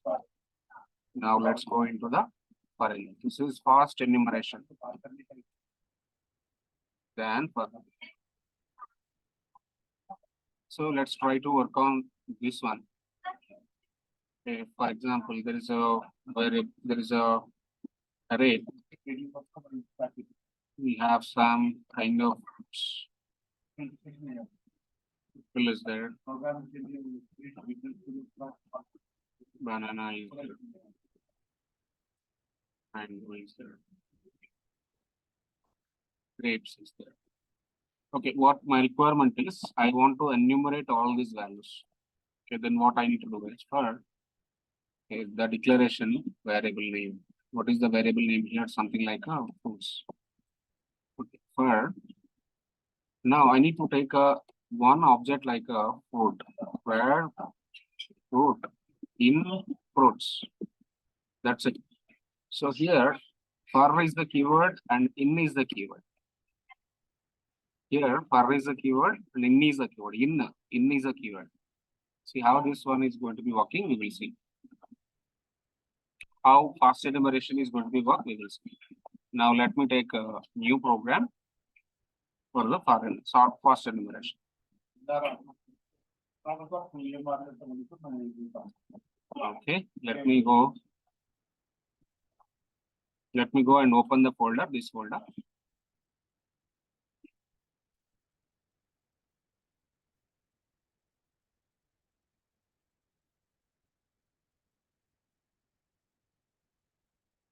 Save. Let me open the folder 12 by. Open folder 12 by 9. Let me open the folder. Today's folder is 12 by 9.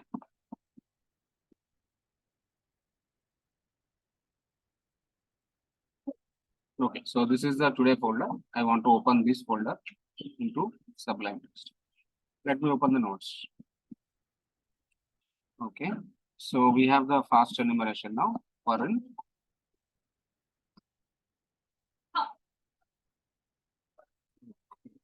Maybe syntax missed. Okay, no worries. I will take a new program and save the syntax. File. Save. Now let me take a new file and save it as foreign fast enumeration, right?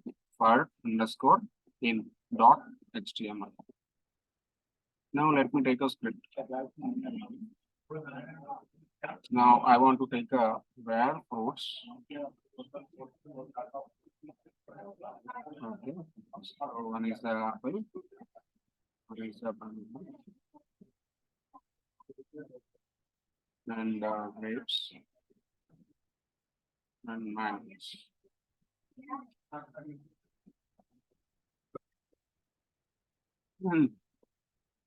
Now, so let me go for where an object called f or fruit, whatever it may be. The variable name is yours. In is the keyword. Can you see the color for the in? So this is not like a for loop. This is for in basically. But I want to print each and every fruit without specifying the brackets and without specifying the index. I can able to get the value. Document.write. I want to see the fruit every time. Then I want to write a break statement also. Document.write. Let me take a break statement also. Yeah. Now, please execute the program. Then you can able to see how this is going to be executing for you. Let me open the browser. One thing you got to observe, there is no specification for the index over. There is no specification for the index like 0, 1, 2, 3 like that. So directly we are going to be accessing each and every value in the browser. Can you see that? What I am going to be getting? 0, 1, 2, 3. 0, 1, 2, 3 is the basically index. Now that's why. Next number. No. Fruits are fruit. Fruits are fruit. Fruit is something like I basically. Fruit is something like I, a variable I'm going to be declaring. I want to iterate each and every fruit from the fruits. Means fruits are fruit. First time fruit is 0. Fruits are fruit. Second time fruit is 1. Fruits are fruit. Third time, third time fruit is grapes. Fruits are fruit. Fourth time fruit is mango. In that case, the values are getting executing for you. So now let me try to launch the browser. When you see the browser, your browser got all the values. One is apple, one is a banana, one is a grapes, one is a mango. That's it. This is the very simple one. How you are going to be working with the foreign. Now let me go with one more kind of loop for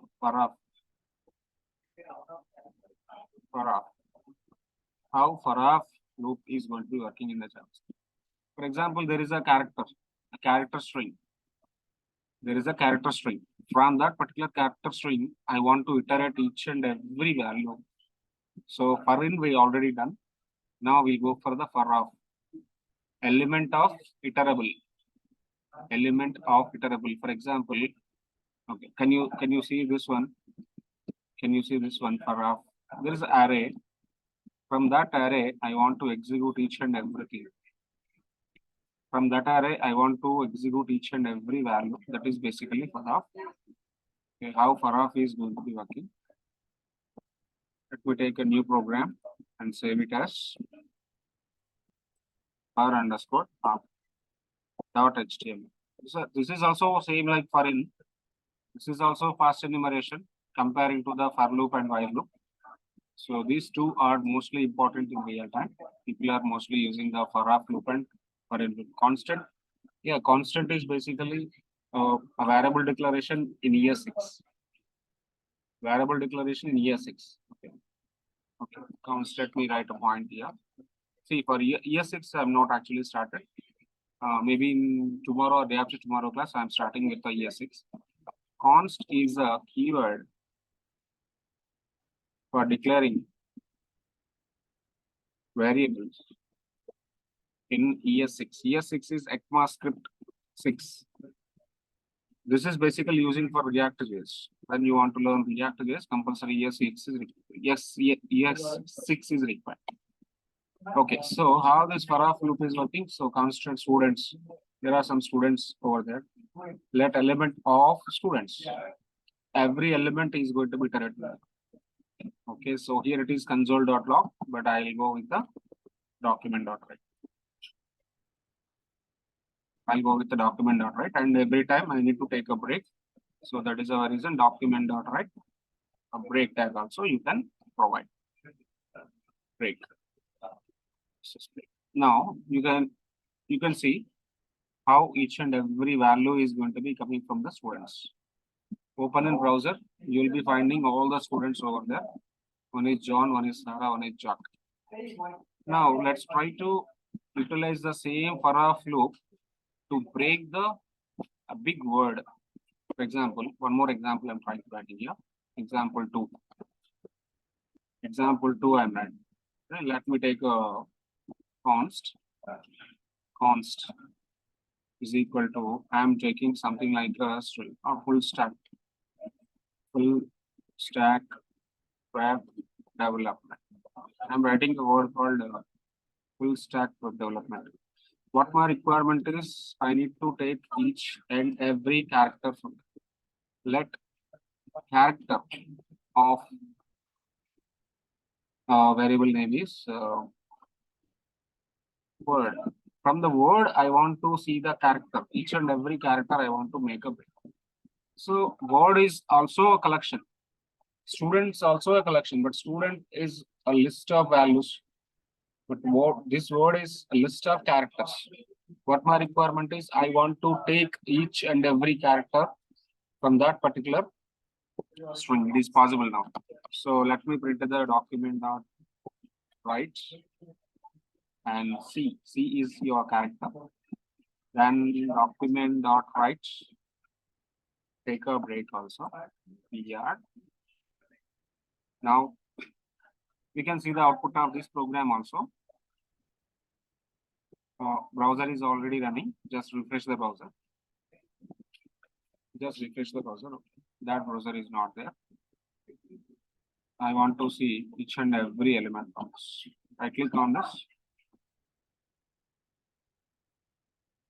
Open in browser. Can you see and observe? John, Sarah, Jack is there. And full stack web development. Everything is there. From the character, from the word, I want to take each and every character. Then for off loop is basically working for that. Okay. Is it clear, everybody? How we are going to be working with the loops?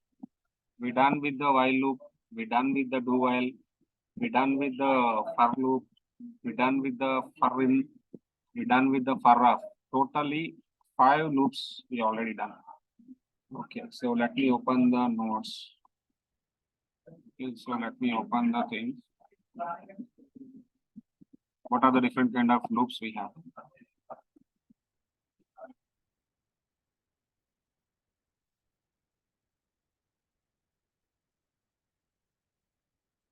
We're done with the for loop, we're done with the for in, we're done with the for off also. Okay, syntax for the for loop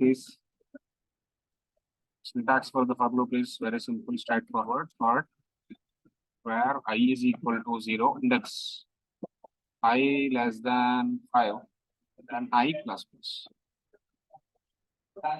And you can able to iterate the all I values in the I value you can able to iterate. And what about foreign? What about foreign? Okay.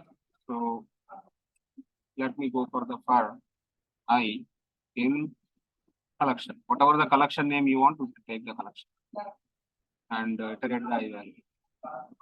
What about the for of loop? Syntax. For character. For I means variable. Now for a character I want to take. Okay, let me take a const C in of character. Word. Let me take the word. From the word I want to see the each and every character. So I want to print each and every. So this is basically for of loop. Okay. Yesterday we discussed about a date function. Is there any confusion with the date function? How we can able to see the date, how you can able to see the time, how you can able to see the milliseconds, how you can able to see the multiple kind of date related methods, how you can able to see the date related methods. Now we need to work on math.random function. What this random function is going to do. Math.random is a JavaScript predefined function which is taking a random number from 0 to 1. 0 to 1 means 0 to 1 means what? It may be a 0.0, it may be a 0.5, it may be a 0.6, sorry, it may be a 0.5, it may be a 0.8, but it range between 0 to 1. 0 is the min value, 1 is the max value. 0 is the min value, 1 is the max value for the random numbers. Let's try to understand how this is going to be working with you. I'm taking a new program for math.random. See, all these are simple methods. All these are simple concepts. You try to understand how this. Okay, this is unregistered evaluation version and all the file and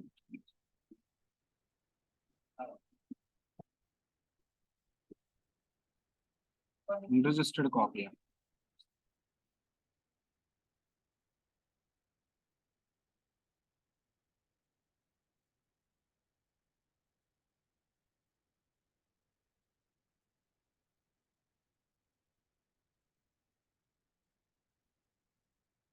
My God. Okay, so do one thing. Let's do one thing. Maybe this is the licensed one. That is the reason I'll go through the notepad. Okay, I don't go with the Sublime.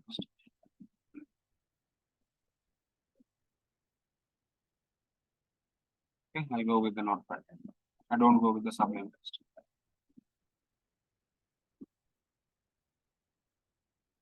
Now math.random is available. So every time I will save the file, save as. Better I can save on top of desktop.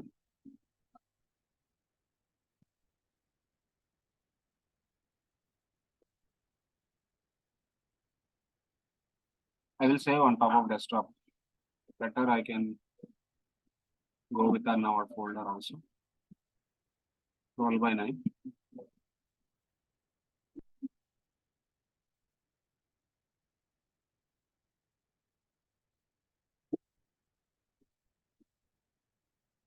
Here's notes. Let me take a program for this, how to work with the random functions. Okay, I'm closing the notes from this. Why? Because this is not getting saved. Now let's go to the math.random function. Save it as math.random. math underscore random. Don't give dot for the file name. Math underscore random dot HTML. Now let's try to take a script here. Go to script console.log or document.write. Document.write math.random is a function. Math.random is a function. M capital letter, remember, and random is the keyword and math is a keyword. Random is the method which is coming from the math function. Math is the parent function from the math function. Random is the child function. So let me open the browser. We will see what is output of math.random. Can you see the output? What is the math.random output? What is the value which is coming? It is between the 0 to 1 range or not? Math.random value is a range between 0 to 1 or not? Yes, sir. Okay. Let us go.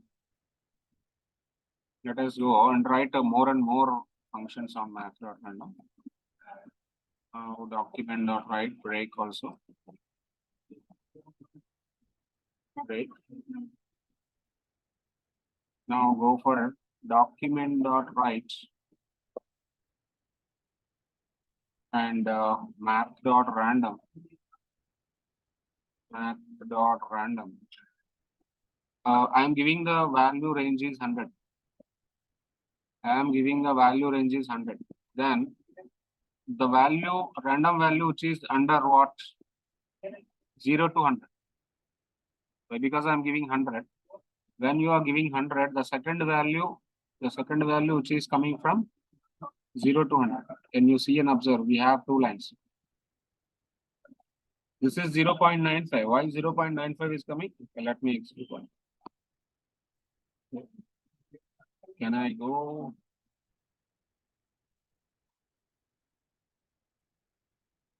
Zero to 1 only coming.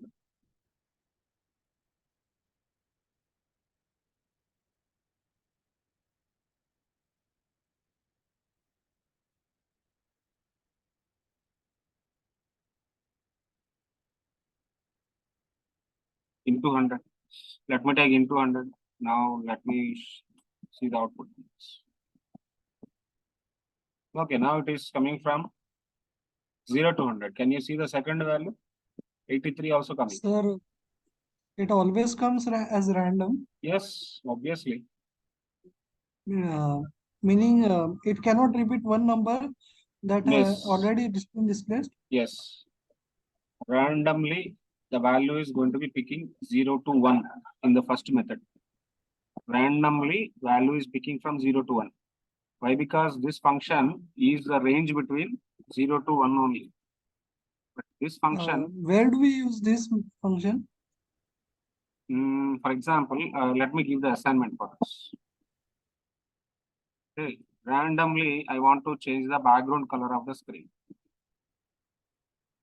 Okay. Every time application launch, randomly, I want to change colors of buttons. If you are taking 4 or 5 buttons, okay, I want to change randomly light blue color, light green color. See, first time you launch the browser, maybe it will come with the light blue. Again, you are refreshing the browser. It will give a light green color background buttons. And one more time you are changing the thing. You want to see the yellow color. Again, you are changing the screen. You are getting a light gray color. Take a 5 or 6 colors. One time you change the screen. You need to take a pink color. How you can able to implement this application? This is your assignment. If people can do this assignment using by the random number, if people can do this assignment. Yes, sir. Okay, so you do some R&D for that. See, I want to change background colors. First of all, you need to take a list of colors. List of colors.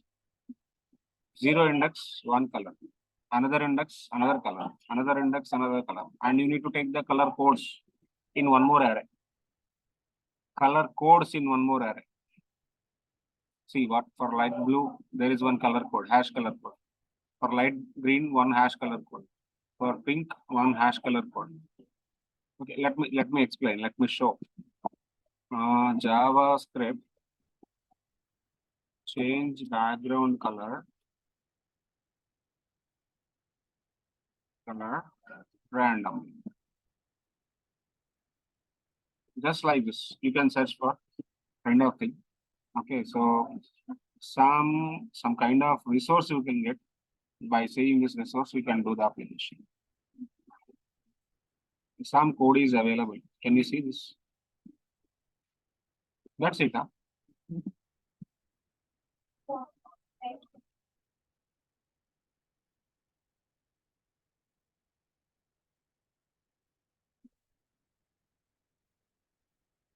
Result.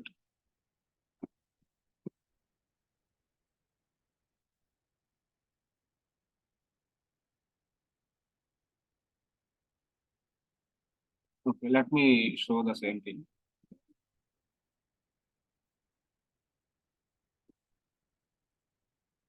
Let me show the thing.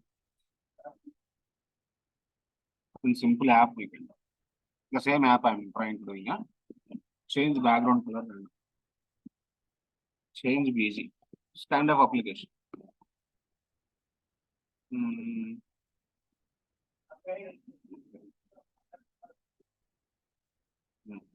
When I launch this particular method, random,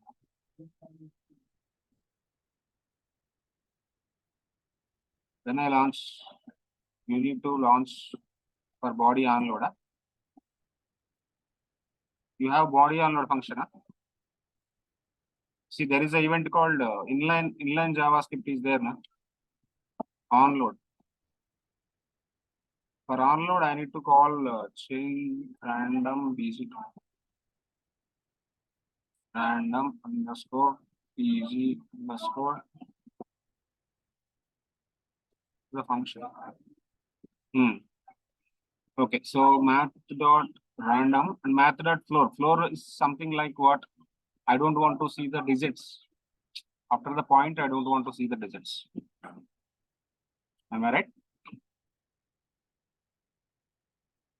And that is X value, this is Y value, this is Z value. Okay, so always random value. See, this is RGB. RGB, what is the RGB function? What is RGB color codes? You know what RGB color codes? What happened for red, blue, green? Red, blue, green. Very good. Okay, what happened for this?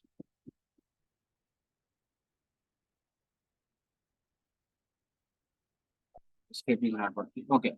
RGB is red, green, blue. Sorry, red, blue, green. Now, here the values are RGB of X comma Y comma Z. See, X value always should be 0 to 255. We know that, right? X value always should be between what? RGB. Now tell me RGB of 0 to 255, comma 0 to 255, comma 0 to 255. Am I right? See, X value is a random value. Sir. Why? Because here I am applying floor and random functions. For X value, I am applying random value of 0 to 255. And for Y value, I am applying a value of 0 to 255 or 256 you can give, 0 to 255 you can give. And Z value also, randomly I am going to be giving the value of 0 to 255. Now, what is happening for the BG color here? BG color is a variable. For BG color, RGB is the function. Inside RGB, we have what? We have what? X plus Y plus Z. X plus Y plus Z. This is something like dynamic JavaScript. BG color is preparing. BG color is preparing. So you may guess when I launch the body, maybe this value is some 20, maybe this value is some 0, maybe this value is some 254 something. 254 something. Is it clear?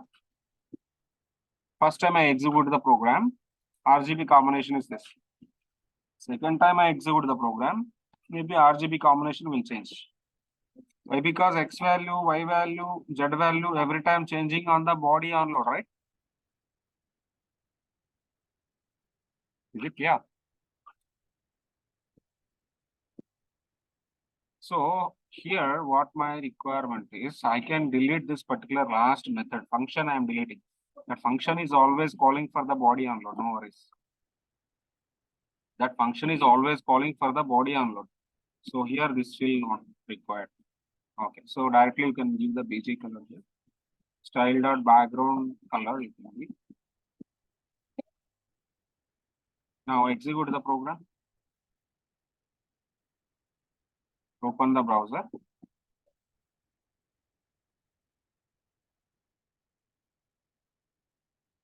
Relaunch the browser. Something is not working properly. Now let's go to the console. Inspect the element. Somewhere we got an issue. Can you go for the issue? Go to console and see the output of the program. Where is the program output we have? Okay, RG. We need to give the comment for that. Where I need to give the comment? These three. That is not executing for you. Now let me relaunch this. Okay, so now what is the color got? Now I need to refresh this. And again I am refreshing this. And again I am refreshing this. Whenever you are refreshing the browser, background color is getting changed or not? Background color is getting changed or not? Yes, sir. So in this way, my requirement, what is the assignment I am giving to you?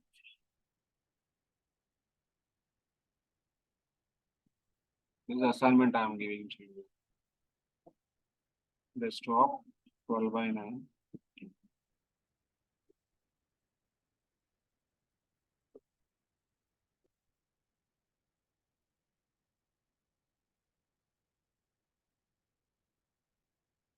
What happened for this window? I need to close the window. How to close the window? Control QR. Windows QR.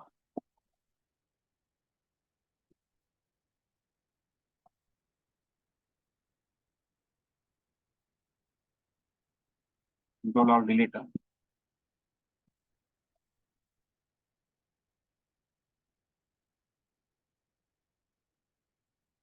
Which one I don't want? Sublime text.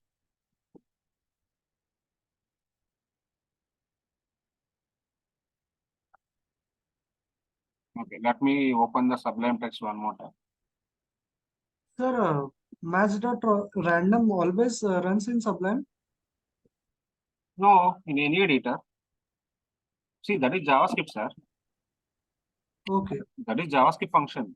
Math is Yes, sir, JavaScript yes. function. Yeah. Meaning, can we run it in VS Code? Yeah, obviously. Okay, sir.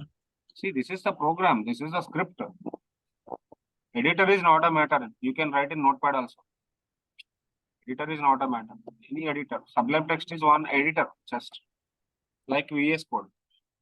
VS Code is one editor. Sublime text is one editor. Brackets is one editor. BB edit is one editor. Atom is one editor. Eclipse is one editor. Visual Studio is one editor. You can take any editor to write the program. Editor is not a matter. Script is the matter. Now, what is our requirement? What is the assignment I'm giving to you? Where is the assignment?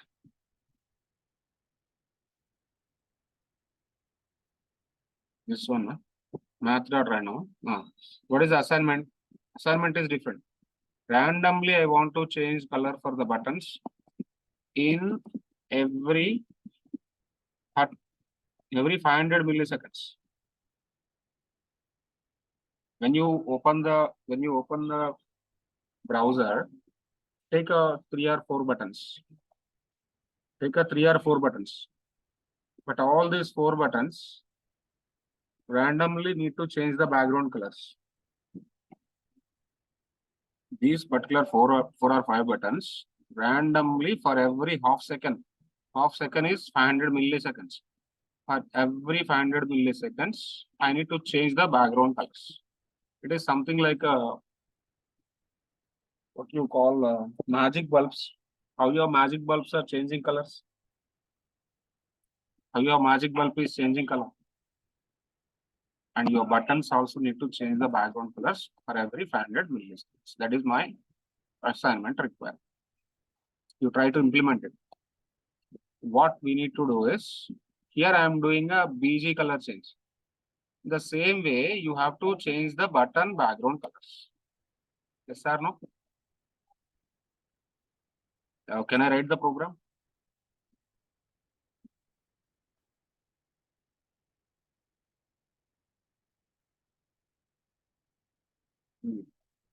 Body onload random BG color is calling. Okay. Okay, let me write the program. Button BG. Color change. .text. Now, for body, I want to take a buttons. First.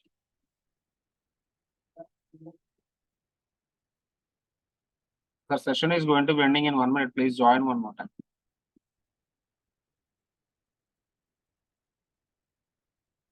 Okay.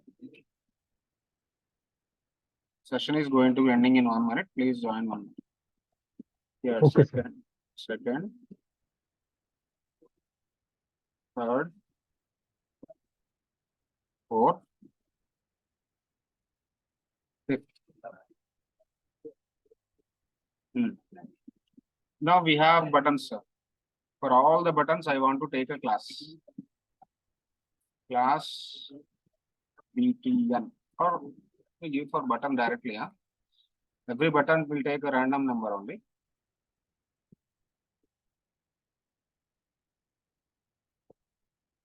Okay.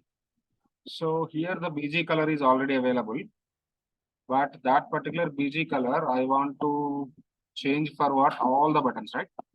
For all the buttons, if you want to change, you can write a for loop where I is equal to 0, I less than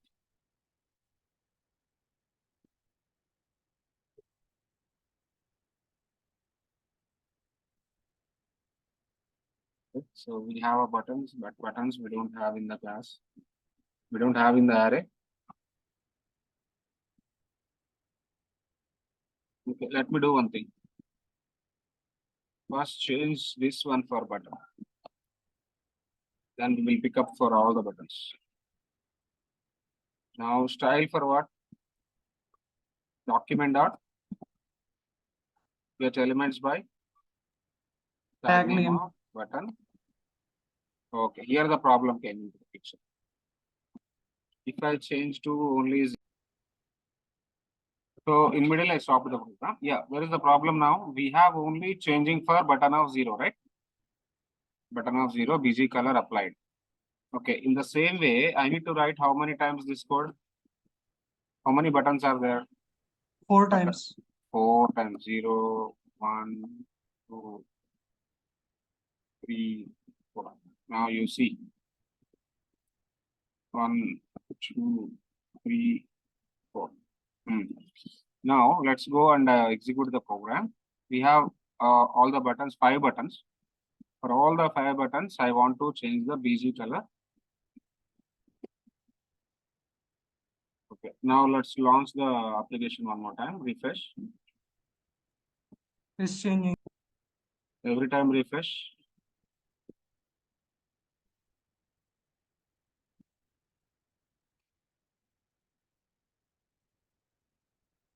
Every time refresh. Yes, sir. Yeah. So the same thing I want to update for background color and color also. Okay. So first of all, I want to do this one in the single line code. For that, I want to write a for loop where I is equal to 0, I less than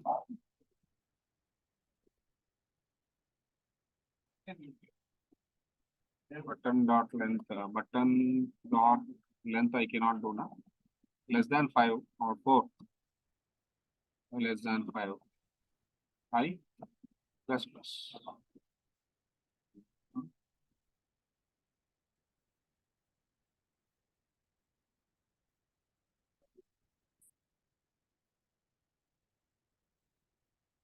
Button of I can I do? But we need to count the buttons first of all. How many elements are there available in the body? That is important. Then you can check with the length, I less than buttons of length. Okay, first check the count of the elements. How many elements are there on top of the body? Now refresh. Button colors, all the button background colors are getting changed. Changing the. Yes, sir.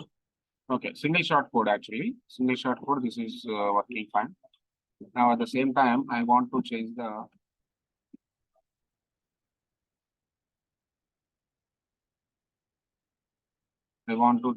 font color also. How to change the font color?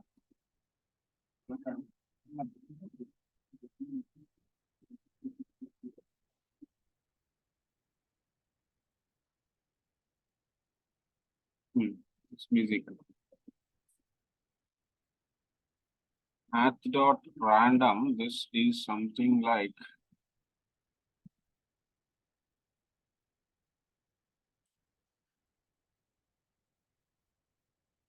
same color I don't want actually. That is the reason I'm getting this one. Same color I don't want. I'm taking 3 different colors.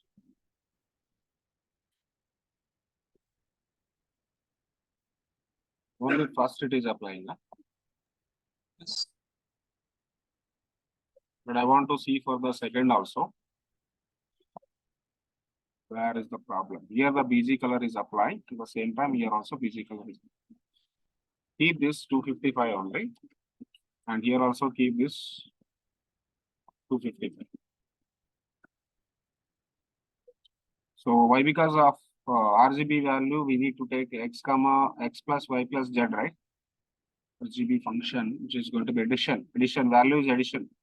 So that is why reason this is the right way of doing. Now you can see only for first button is it. What is the problem? Button of I.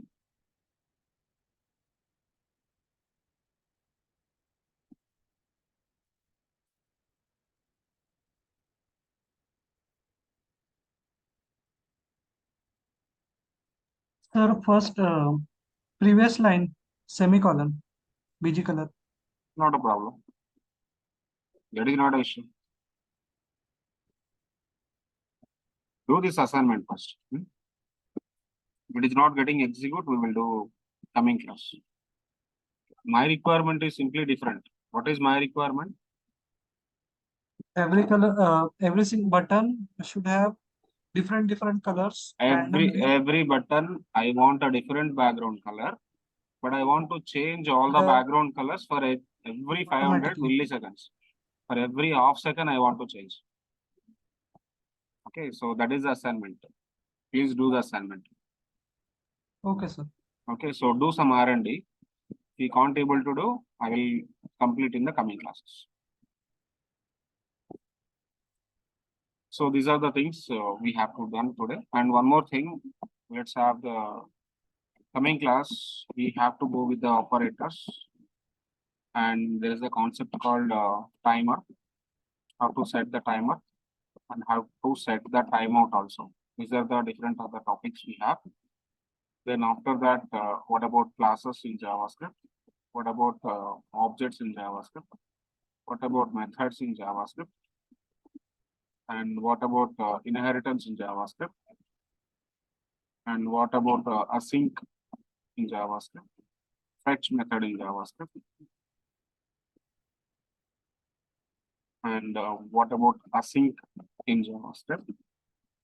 Then we will go for the ES6. So these are the topics, upcoming topics for the JavaScript. After that, I go with the CSS, 3 different kind of features. And I go with the HTML5, and I go with jQuery, and I go with Bootstrap.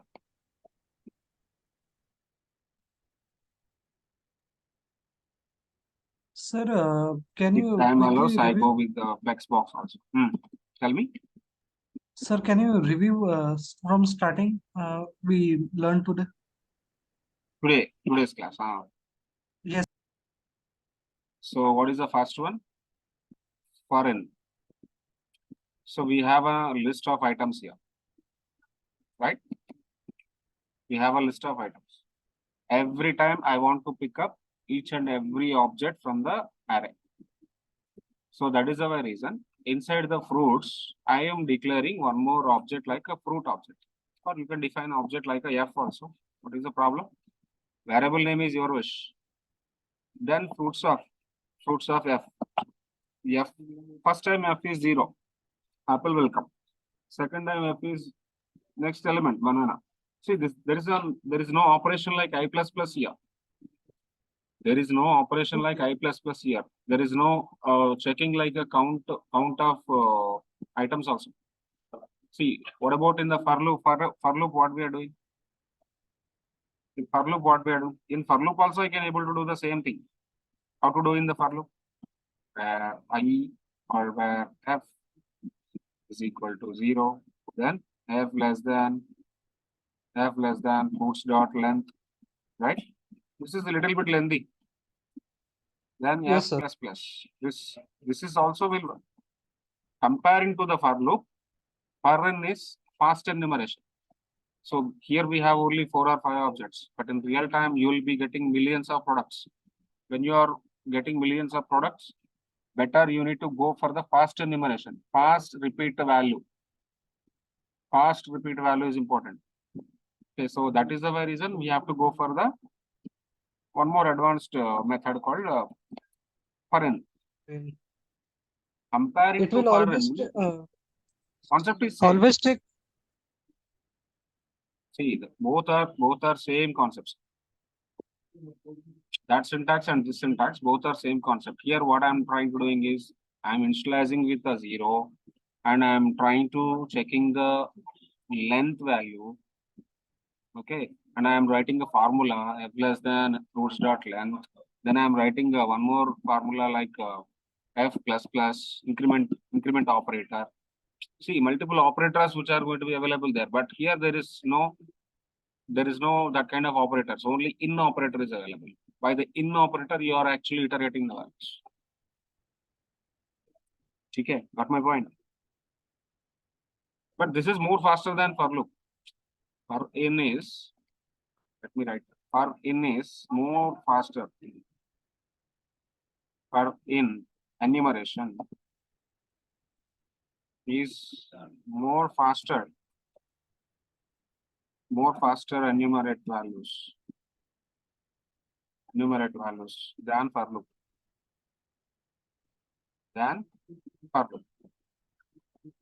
Got my point? Sir, professionally we use foreign always. Yes. Yes, correct. Okay, thank you. And for off also there. For off is more faster than for in. There is a one more loop is available, no? For off. But this is actually introduced in ES6. This is more faster than for in. So I have two examples for the for off now. One is some array kind of enumeration. One is a word kind of enumeration. From word, how to get a character. Okay. Now you can see the for of here.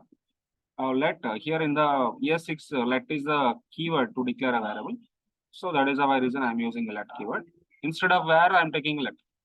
ES6 let is the keyword basically. We did not started ES6 basically, but I'm actually comparing with for in and for of now. Let element of students. In previous program, we have in statement, but in this program, we have of statement. Just keyword changed. Got my point? Keyword Yes. change. In the last program, in is the statement, but here of is a statement. Okay, coming to the math.random function. Math is the default predefined function for the JavaScript. Math is the predefined function in JavaScript. If you want, you can check it MDN, Mozilla Developer Tool. Math function in JavaScript. You can check like this. Math function in JavaScript. Directly, you can open official documentation. From the official documentation only, you have to get the things every time. This is the Mozilla official documentation. You can go to the math function. Okay, what are the different kind of functions which are going to be available in the math? Go and check the properties. We have floor also. I have used floor here. I used a floor concept here. I used a flora and I used a random. I use a random. I can use Yes. power. I can use min. I can use max. See, I want to check only maximum value from the list. Okay, so there is some 1, 3, 2 values. From all these things, I want to check a max number. What is the max number of 1, 3, 2? Expected output is 3 only. Na? Can you see the demo here? How the min function is working, how the max function is working. There are multiple functions we have here. See, I want to check a square root. If you want to check a square root, you can work with the square root also. I want to go with the square root. Okay, let me write a document.write math.square root. Sorry. Math.square root. Square root of 16. What is the square root of 16? Yeah, expected output is what? Expected output is what? 4. Yeah, check it out.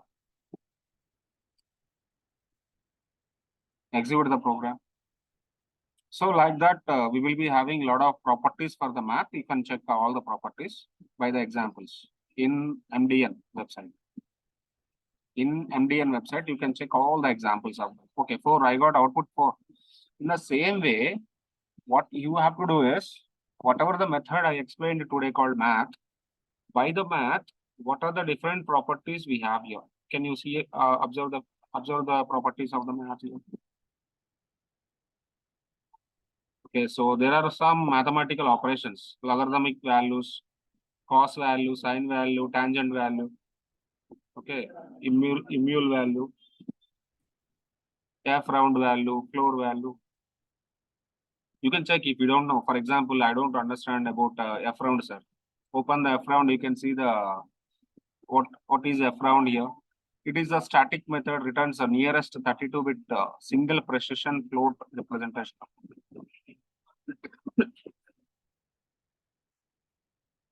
You got my point?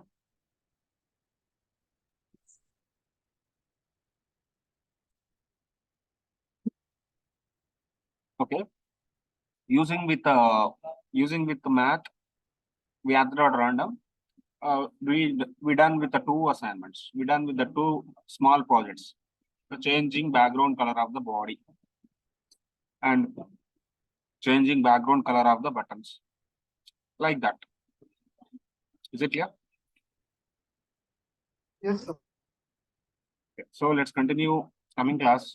We will be going to be discussing operators, timer, timeout, and the classes, objects, methods, inheritance, fetch method, async method, Then I will jump into the ES6, CSS3, HTML5, jQuery, Flexbox, Bootstrap also. Okay, all the below topics are actually every topic is only 2 days. ES6 only 2 days, CSS3 2 days, HTML5 2 days, jQuery 2 days, Bootstrap 2 days, Flexbox 2 days. If time allows, I will go and introduce the React.js also.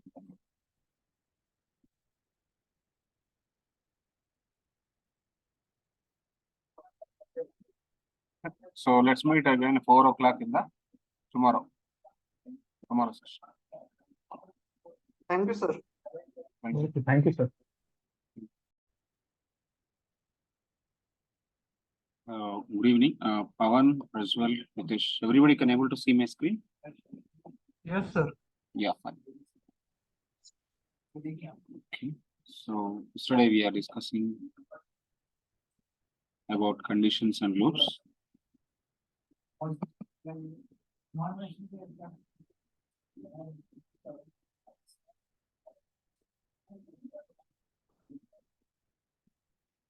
So have you done the assignment?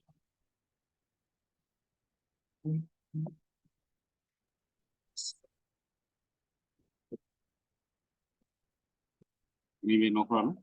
The assignment not completed, please try to do till Thursday. Friday we will discuss the assignment. So let me open Sublime Text.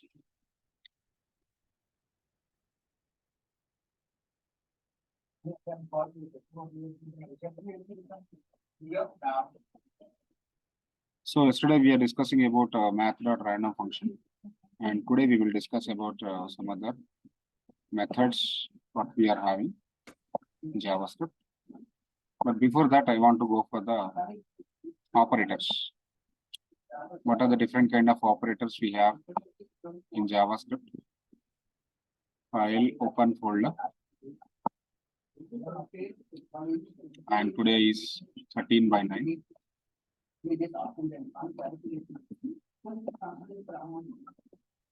Okay, so select a folder.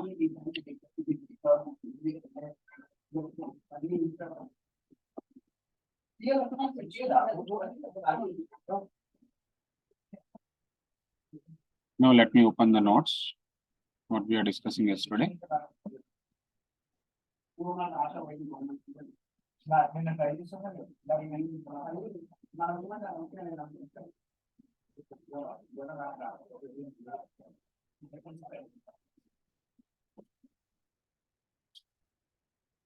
Notes not saved.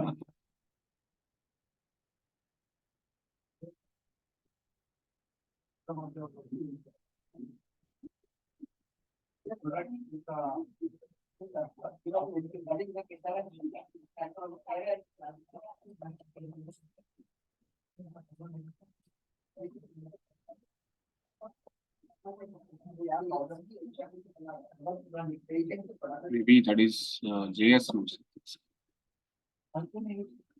Copy here.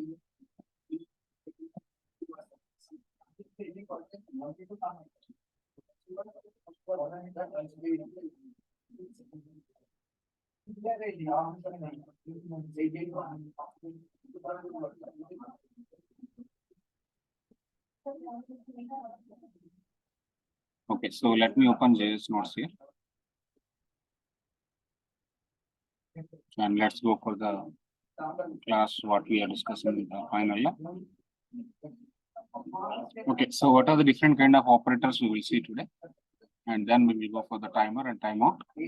Then we will go for the classes, objects, methods, all these things. Okay, come to the operators. There are multiple kind of operators which are going to be available in JavaScript. First of all, what is operator? What is operator? Okay, so operator is a symbol which will operate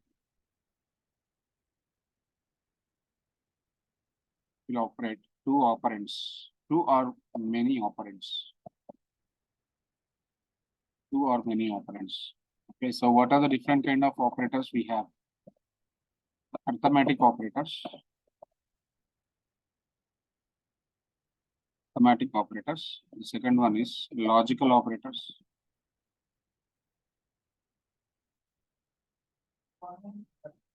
And third one is assignment operators. Assignment operator. Assignment operator.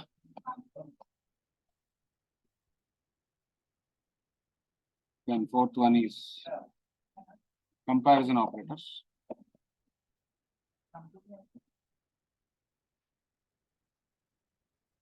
Comparison operators. Then fifth one, increment decrement operators. Increment decrement operators. So these are the major operators which are going to be available in the JavaScript. And what are the different kind of arithmetic operators we have? So different kind of arithmetic operators like plus, minus, star, slash, and double star like this. So these are the different kind of arithmetic operators and percentile also. Okay, plus for addition, minus for subtraction,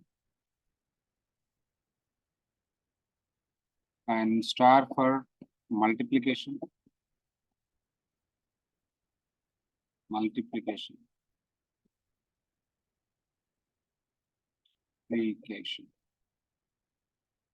And slash for division. And double star for opponent.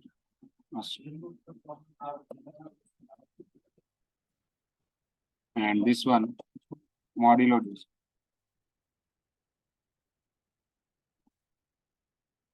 So these are the multiple arithmetic operators which we have. So let me take a program and how these arithmetic operators are going to be working on it.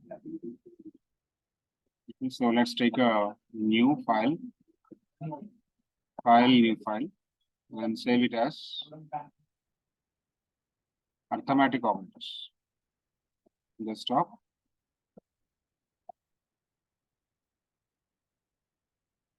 (13/9) is a folder. Open the folder, and here I want to save this arithmetic operator. .html. See, tell me how many arithmetic operators we have. Can I write directly document.write? Document.write. And let me go for addition first. Addition of 12 and 13 is, or can I take the input of two numbers? For example, I will take prompt values. Prompt where x is equal to prompt of enter x value. Enter x value. Where y is equal to. Okay, prompt of enter y value.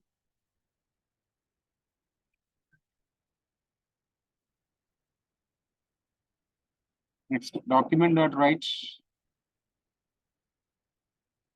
addition is, okay, now tell me, I want to go for the x plus y.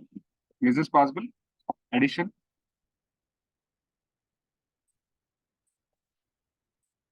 Or can I go with alert?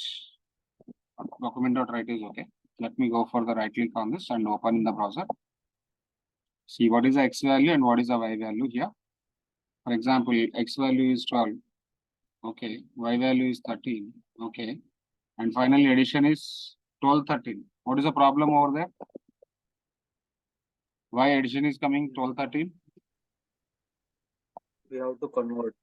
Yeah, this is basically going with concatenation. That is what the thing is. I want to go for the parse int of x.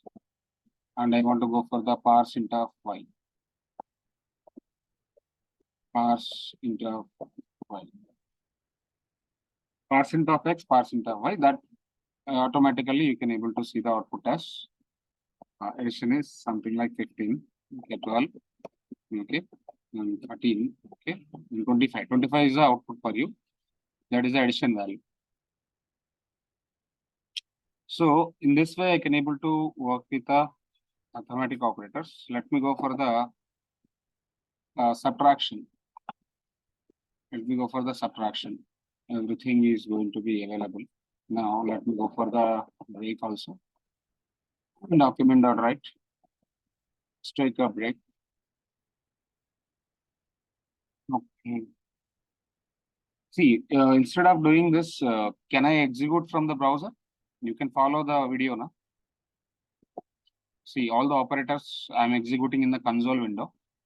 Then you can able to easily understand, right? Inspector. From the inspector, I want to execute all the operators. Go to console. Okay. So let me go for 20, 12 plus 14. What is this? What is this kind of operator? Arithmetic operator plus symbol. 13 minus 4. Arithmetic operator minus symbol. 12 into 2. Arithmetic operator multiplication star symbol. 12 double star 2 double star 6. Arithmetic operator is opponent 2 to the power of 6 basically. 2 to the power of 6. What is the 2 to the power of 6 output is 64. Now 13 by 5. I can able to see the output 2.6. This is called division. Yes, division is working. Now 23 point. Okay, so 23 percentile. 23 percentile 5. Remainder is 5. 5 goes in 23 4 times. 5 fours are 20. 5 fours are 20. Then 3 is the remainder for you. When you give the percentage, automatically remainder will automatically remainder. So this is the way of working with the arithmetic operators. This is the way of working with arithmetic operators. Okay. So then what is the next one? Logical operators. What are the logical operators which are going to be available? Logical and logical or logical not. Logical and logical or logical not. 3 operators we have for the logical operators. Okay, so let me check about the logical operators in the same browser. Okay, I want to check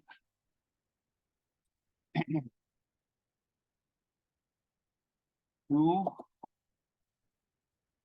Okay, let me go. 2 greater than 3. Is this true or false? True. 2 greater than 3. Is it true or false? False and false and 7 greater than 5. False and true. This is basically false and true. What is false and true here? See, you know truth table, right? We already discussed about truth table sometime. Okay, now 3 greater than 2 is true and 7 greater than 5. So both are true. Obviously, true will come. Why? Because true and true, only true. Remaining all conditions, it is going to be false in the end of logical end of. Logical OR operator. For example, let me go 2 greater than 3 and OR. Let me go for 7 greater than 5. So false and true. Sorry, false are true. False are true. Any one of the situation need to be satisfied. So now finally true will come. Why? Because false are true. Okay, let me go. 4 greater than 5. Sorry, 4 greater than 2 are 4 greater than 6 or 6 less than 8. What is happening? 4 greater than 6, 6 less than 8. This is basically false or true. False or false, I want. This is false or false. False or false, only false will come. This is a R table, logical R table. Okay, 4 equal to 6. Okay, uncaught exception. 4 double equal to 6. False. 4 not equal to 6. True. 4 triple equal to 4.0. For example, 4.0 triple equal to 4.6. False. Why? Because both are values actually 4. Here 0.0 is there and here 0.6 is there. That is a problem. That is the why reason it is giving false. Okay. Sir, 0.0 and 4. Will it be true? 0.0 And 4. I didn't understand. 0.0 means 4.0 equals to 4. That one. That 4 double triple equal to. Can I go with triple equal to or single equal to? This will give true. When you compare with double equal to, it will give true. And 4 true. Okay. See, point basically, let me check with the. This is 4. This It is doesn't 3. differentiate between int and float. Int and float, we have difference, but here what is the value it is going to be checking? Exact or equal to value it is going to be checking. But that is Okay. float value, but this is integer value. The exact value it is going to be checking. And here you can see 4 is equal to 4. 4 triple equal to 4.0. True only 4.1, but it is giving false. Okay.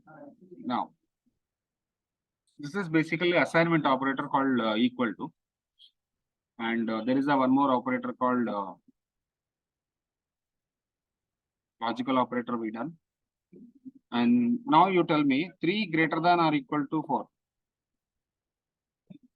3 greater than or equal to 4 greater than or equal to 4. True or false? True. And 34 less than 67. True. 34 less than or less than 56. Hello, sir. Oh, sir. Tell me, sir. Sir, what is the triple equal to? Triple equal to double equal to is single equal to just assignment.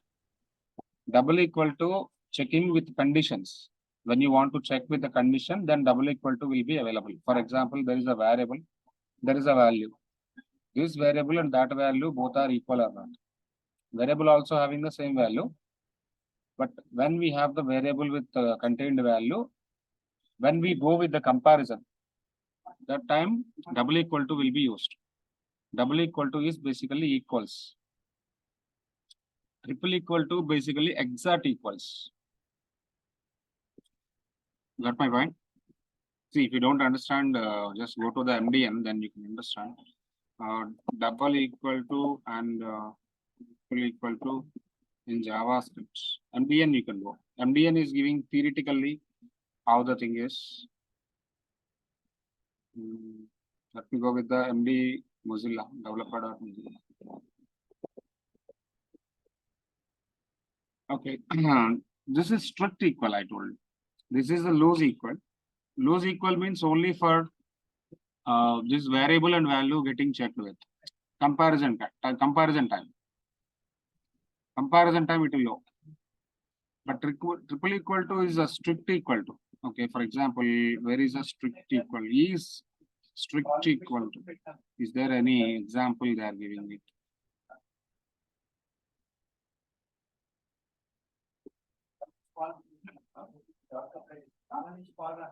Is loosely equal. Strict equal. Type X is not type Y. Return false. Perform following step is called returns of boolean strip arguments x and y and return boolean. A return number x is a number, then a return number. The algorithm example we can go for, then you can able to easily understand. Probably 3 schools.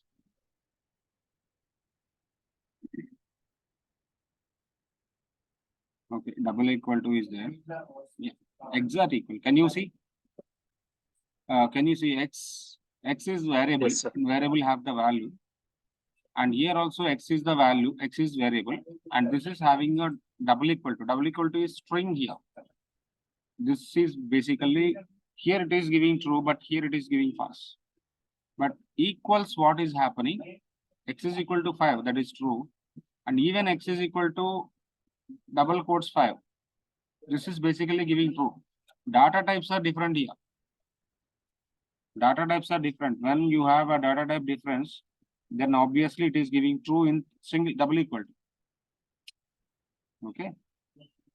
Data type is different, but it is giving true in single equal to. Data type is different, but it is giving false in triple equal to. Triple equal to is exact equal to. So these are the comparison operators. You can check with multiple kind of comparison operators like greater than, less than or equal to, greater than or equal to, a lot of kind of things. Okay, sir. Okay. So let me go to the nodes and where are the operators which are logical operators. Logical operators. Assignment operator is only one thing, that is equal to and double equal to and triple equal to. Now tell me, what about single equal to? Variable and value assignment. Yes or no? Variable and value assignment. For example, where x is equal to 5, where name is equal to Srinivas. This time single equal to is easy. But when I come to the double equal to, I will give you the complete difference between the double equal to. For example, where x is equal to 5, we have already 5. But when I go for x is double equal to 5, what is output here? True. And x double equal to 5, again it is giving what? True itself. True itself. In single equal to I'm talking about. When I talk about single equal to, basically checking equality. Checking equality. Equality. Now come to the triple equal to, concept of triple equal. What is this triple equal to here? Checking exact equal. Checking exact equality.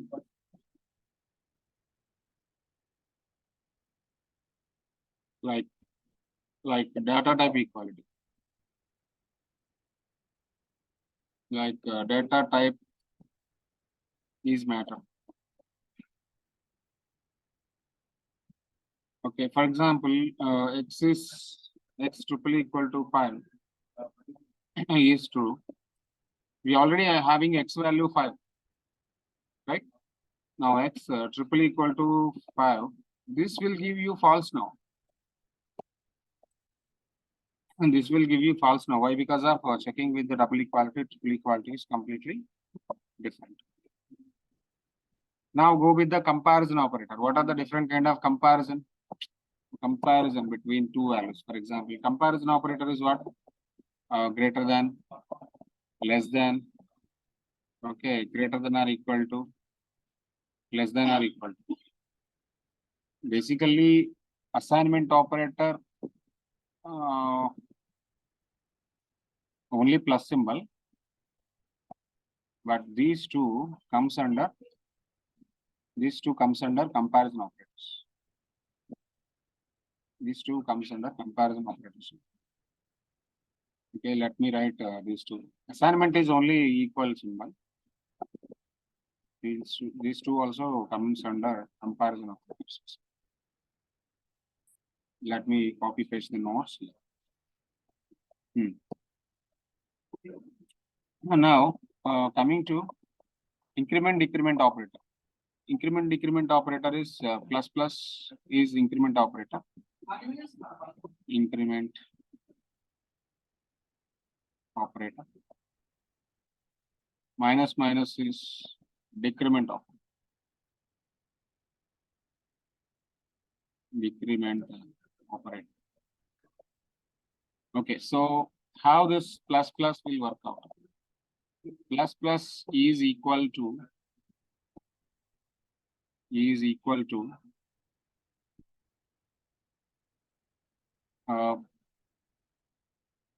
plus is equal to 1. 1, yeah, plus is equal to 1. For example, we have the where x is equal to 5. When I say x plus plus, what is happening? Okay, let's open the folder, open the file, or open the browser. Okay, right click on this, go to the inspector, go to the console output. Now, where x is equal to 5. Now, what is x value now? 5. X plus plus. Now, what is the x value? After plus plus, what is x value? After plus plus, what is x value? 6. 6. Why? Because of x plus plus is nothing but x plus is equal to 1. So now you tell me what is the value? X 7. plus equal to 1. Yeah, plus equal to 1 is equal to plus plus. That is called increment operator. Increment operator is something like incremented by 1. Increment operator is incremented by 1. Now decrement operator, x minus minus. Now what is x value? 6. X minus equal to 1. This is actually called a post increment. This is a pre-increment. Pre-decrement. This is pre-decrement. Pre-decrement automatically 6 converted to 5. Why? Because of already I am making minus 1. There is no concept of x plus plus plus. Okay, there is no concept of x plus plus plus. Remember, plus plus plus is also working out. How it is possible? 5 plus 6, 8. No, this is not possible basically. There is no operator called plus plus plus. How it is working? Okay, so these are the different kind of operators which are going to be available. Now there is the one more operator which is available called concatenation operator. Concatenation operator. Concatenation operator. What about concatenation operator? Joining two strings. Concatenation operator is only plus. Plus. So plus works as concatenation operator. Plus works as concatenation operator when we have any operand as like a string,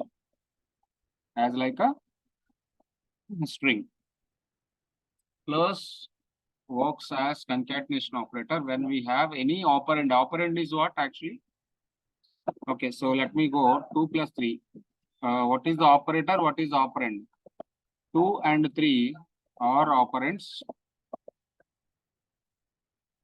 and plus is operator. Yes or no? Here in this case, 2 plus 3 is the statement. In this 2 plus 3 and plus 6. Here in this case, what is happening? 2 and 3. 2, 3 and 6. 2, 3 and 6 are operands. Plus C is operator. Yes or no? 2, 3 and 6 are operands. Plus is operator in this particular case. Now, just follow this particular statement. Plus works as concatenation operator when we have any one operand. Let me go. Any one operand as like a string, for example. Now here plus operator 2 plus 3 plus 6 is what? What is output of 2 plus 3 plus 6? It is 11. See, this is 11. Why? Because of here plus works as arithmetic operator. Here plus works as arithmetic operator. That is the problem with the plus. When we have all operands as a number or float, plus works as arithmetic operator. But in any one of the case, any one operand in this particular statement as a string, any operand works as a string. Okay, for example, here the output. Tell me the output of this one. Tell me the output of this one. 2 plus 3 plus 6. But here 6 have single 5, quote. 6. 5 plus 6. 5, 6. 5, 6 exactly. 5, 6, not 56 basically. 5, 6. It is 5, 6. Okay, so why? Because of here plus works as concatenation operator. Concatenation operator. Because of string as operand. String as operand. Okay, remember this point. And here 2 plus 3 and 6 are operands and plus C is an operator. Okay, so let's see this practically. About the concatenation operator. First of all, save the file. Now let's go. Browser is already running. Let me go to the inspector. Inspect. Go to console. Now 2 plus 3 plus 6, 11. 2 plus 3. Okay. Plus 6. Now tell me 56. 56 as string. 56 as string, not a integer. Why? Because string take first preference. String takes first preference. That is the why reason 56 a string. Am I clear? So in the first case, 2 plus 3 plus 6, that is what plus works as an arithmetic operator. In the second case, 2 plus 3 plus single quoted 6, that is working as a concatenation operator. And finally, you have a string value. Okay, so these are the different kind of operators which we have.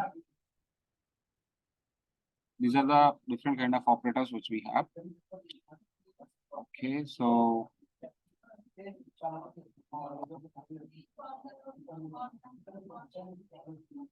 let me do one thing.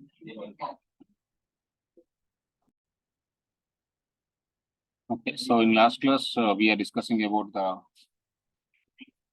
timer and all. And today we will discuss about timer and timeout concept. See, set timer, set timeout. Set timer and set timeout. So these are the two important functions, how we are going to be working with the timer and timeout. So timer is basically when you see some kind of application. For example, I want to repeat a function. I want to repeat a function for every second. I want to repeat a function for every second. Okay. Then what I want to do? So we need to set a timer for that. So how to work with the timer? And set timeout is basically when you launch some kind of applications. When you launch some kind of applications, some banking applications or IRCTC, railway reservation applications. See that applications login is going to be available only for 5 minutes to 10 minutes. After 10 minutes, automatically session out. There is a concept called session out, right? So have you people heard about the session out time, session out concept in web application? Session out concept in a web application. Yes, sir. Yeah. So that kind of session out is going to be happening with the set time out. Okay. So how this set timeout is going to be working? How this set timer is working? We will see a simple functionality. Okay. So let me go and see set timer JavaScript.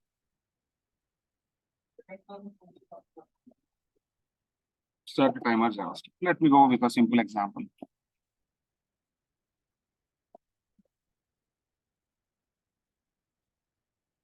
Okay, so we need to write a function. We need to write a function like this, basically.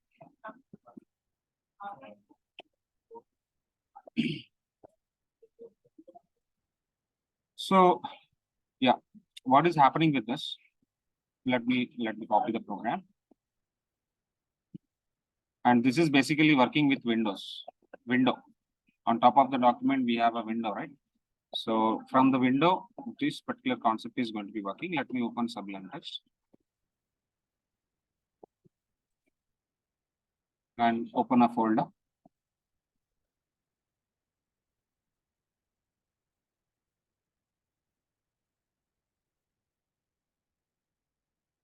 Open folder. Desktop. And 15 by 9. The folder is 15 by 9. And open the folder. Select folder. Let me create a new file over there. And try to write a script over there. Let me create a new file. Set a timeout. Desktop. 15 by 9. And set timeout functionality. Set timeout.html.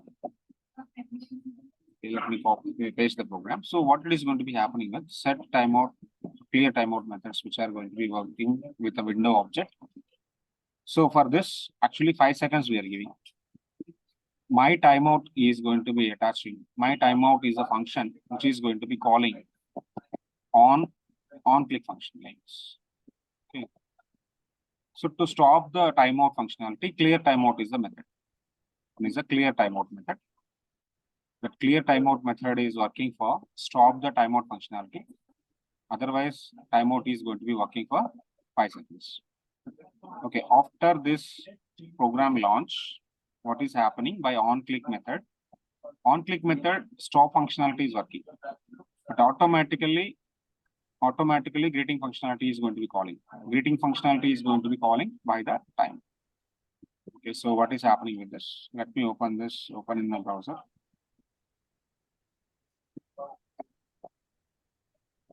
Let me save the file, first of all. And right click on this, open in a browser. Okay, so if you click on stop method, timeout is going to be cleared out. Otherwise, some timer functionality is going to be running in the background, and within 5 seconds, some message is going to be coming to you. Happy birthday message is going to be coming to you. How this happy birthday message is coming, basically, that happy birthday message is coming by my greeting execution. My greeting is available for timeout. My greeting is available for timeout. Okay, I want to repeat the timer. So to repeat the timer, set timer is going to be what? Repeat timer. Repeat timer JavaScript. So you can go for that. call a function for every 50 seconds if you want to go for, then you need to go for the timer functionality. Set interval, sorry, that is set interval, not set timer. That is set interval, not timer, interval. Set interval function. My bad, actually. Set interval function. How set interval is going to be working here? Okay, let me go with a sample example for that. Okay. Yeah, set interval, a simple thing.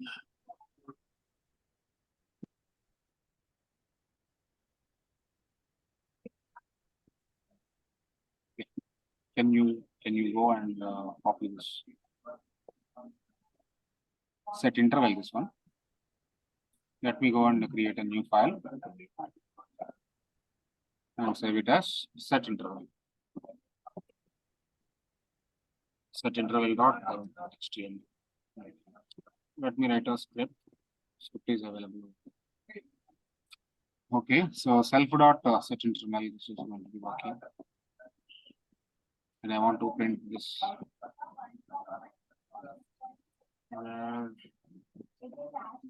Demo.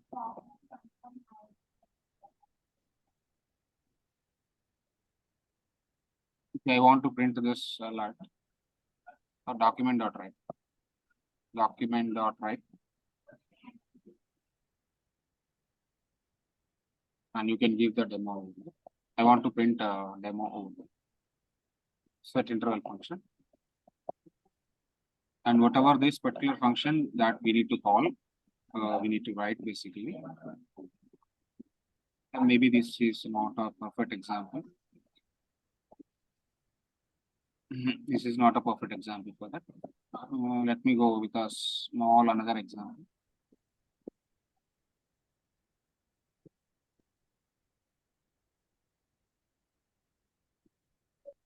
Okay.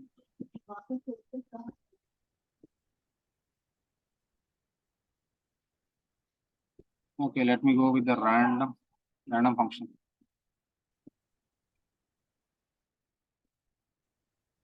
And that particular function we need to call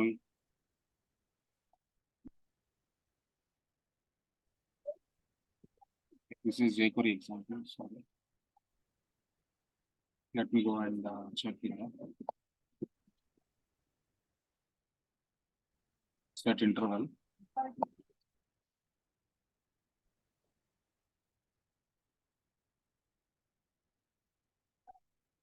Small example.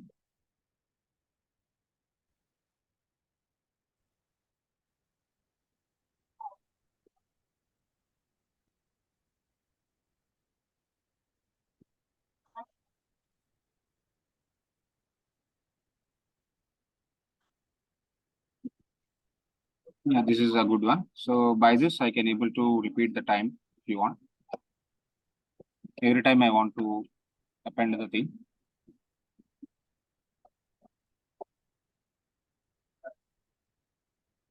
So what is happening when you call the script, set interval is calling. By this set interval, display hello is calling. For this display hello, I want to go for the different kind of things. Okay? But this one is basically appending the hello message for the window multiple times, for the document multiple times. Instead of doing this, what I can do is I want to move the time. If you want to move the time, let me close this function. Let me hide the function.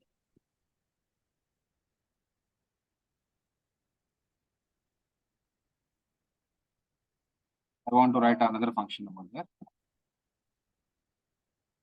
Let me write a function. Function move time. Okay, so here where date is equal to new date, and the new date method I'm taking, and I want to get only time. Time is equal to where time is equal to date dot only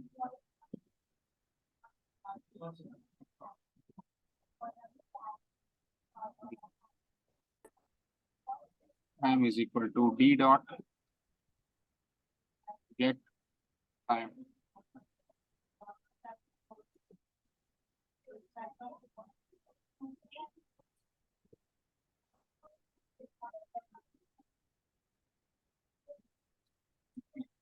Why this is not calling?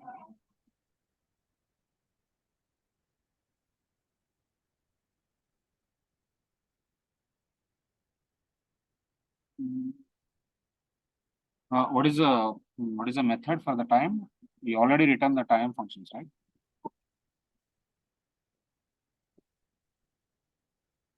D dot milliseconds. Okay, D dot seconds. Why this is not coming like D dot seconds?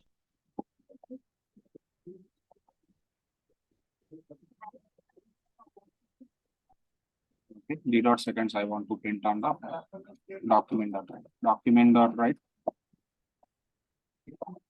D dot seconds I want to print out. Okay, now this move time I want to call for every 1 second. Now this time I'm calling the move time. Set interval move time. Move time with 1000 milliseconds. 1000 milliseconds is 1 second. 1 minute. Like 1 second. Every 1 second I want to print seconds basically on top of the screen. So set interval just is going to. Where is the problem? Inspector. We have the issue. Console. We have 13 errors. 14 errors. Maybe it is calling, but it is not printing properly.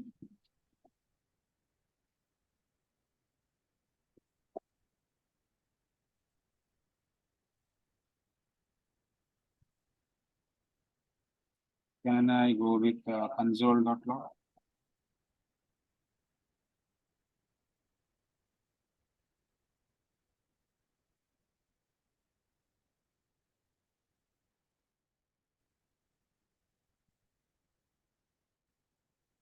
Okay, let me check.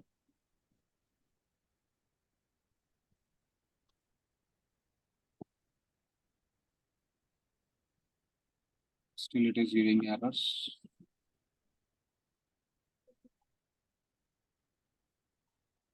Interval is not working.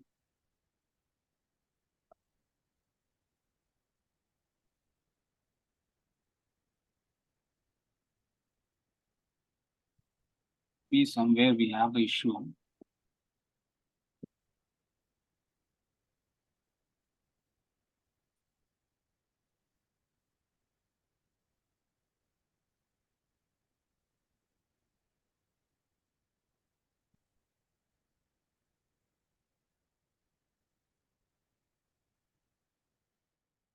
Hello.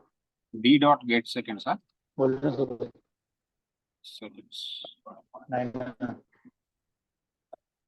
आपण किती वेळा call केला तिथे आता सांगतो करते ना काही सांगता. Or can I go with milliseconds? Okay, so move time is going to be calling now. कधी केली आता आता सोमवारी करून. ठीक. हा ठीक. Function is having some issue.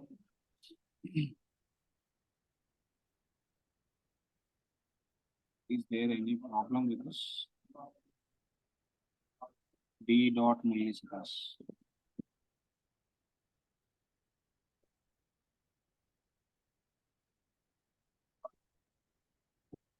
Okay, so anyway, this will work basically. I will check it out. What is the issue in this? But it is working now. Display hello is there, but display hello I want to print now for the set interval. When script is calling, set interval method will call automatically. This hello message will come. Yeah, what's the issue with that? I want to check it out. Maybe this will work out. Hello is adding, but I want to see the timer change.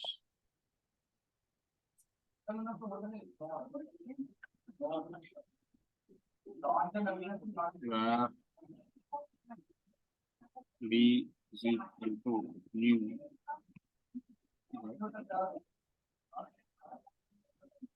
Now here equal to b dot milliseconds. I want to show milliseconds. What is the problem with that?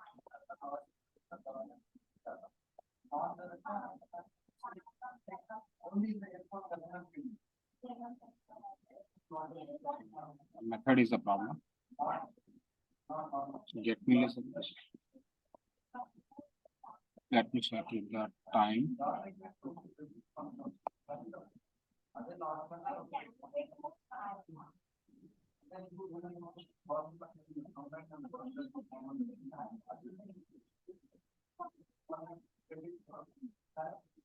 Get milliseconds. Sorry. Get milliseconds.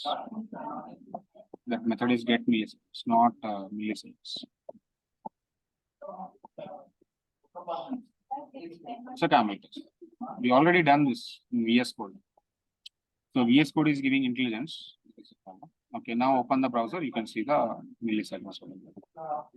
Every time it has refresh the browser. Okay, when you see milliseconds is coming, or you want to see get seconds.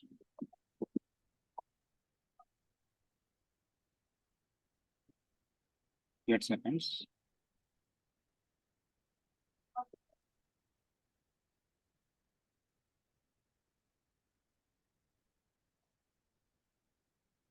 Nine, 10, 11, 12, 13.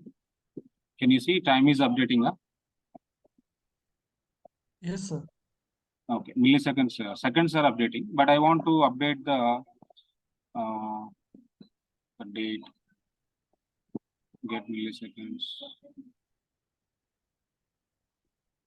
Get hour or get date.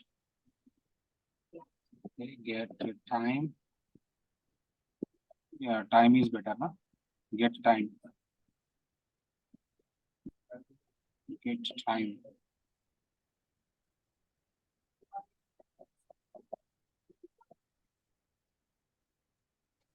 Date.get time. Yeah, okay. Let's go. D.get time. When you want to print the time and update the seconds also, and even milliseconds also getting updated to you. Now, can you see the program now? So timeout is there at the same time. Okay, it is giving the milliseconds format. It is giving a milliseconds format, basically. Get time is giving milliseconds format. See, whatever you want, you can just go for that.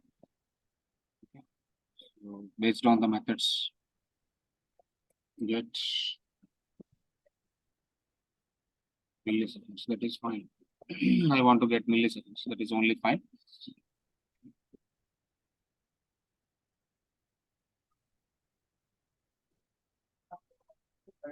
Okay, so milliseconds are going to be fine. It is updating to you. See, whatever you want, you can just go for that. Or get it.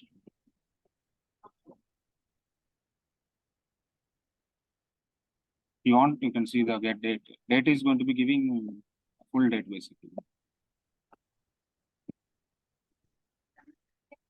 Okay, 15 is the date. Get time.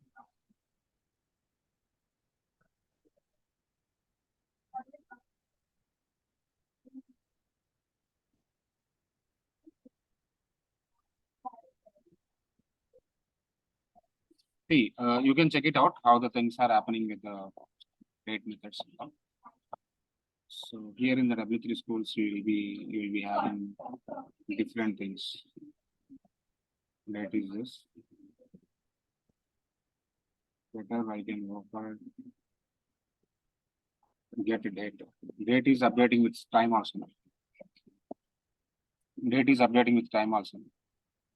Get date.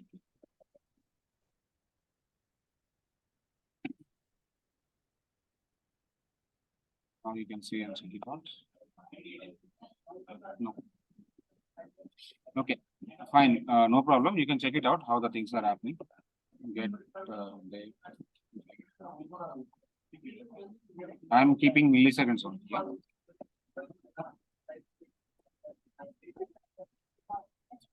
So that's it. In the previous programs, we done with the parsing process. But today what I want to do is I will take a bigger JSON file and I want to parse that JSON into HTML. Let me take and save it as JSON parse multiple files, multiple records.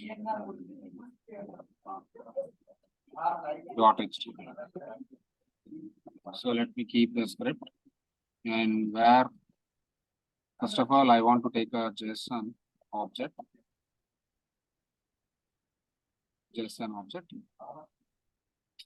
Keyboard JSON object is equal to I want to take a raw string of the JSON.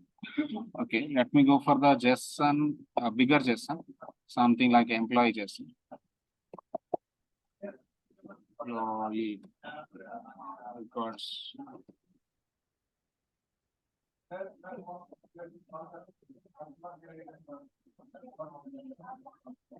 Example.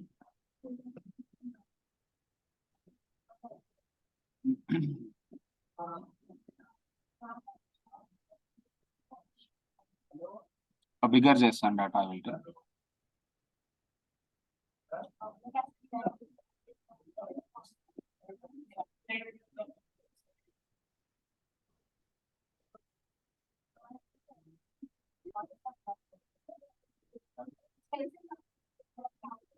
Okay, so this is the employee JSON raw data. Can you see? It's a bigger one. What I want to do is I want to take the raw data. Yeah, we have 3 employees here. We want to take all the employees here from this and paste in the program. Inside the single quotes, we have to paste it. But the problem is here we need to this lines will not actually allow to you. So you need to write like this. Every time you need to write like this. Otherwise you cannot able to work this. So that is the why reason I want to convert JSON to text. JSON to text format. Okay, so let me go. JSON to text converter.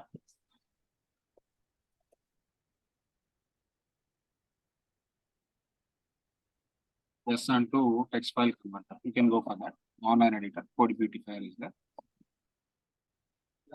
And keep your JSON data here.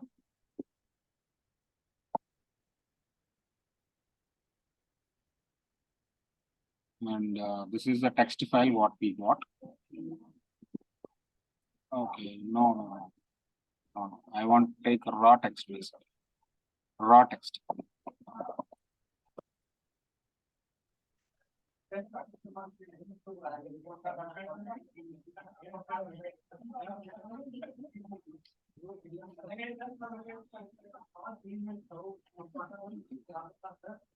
And copy and save the file whatever the JSON we have.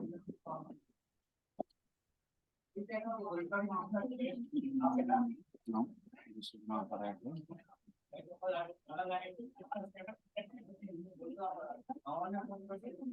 There is one good converter is here.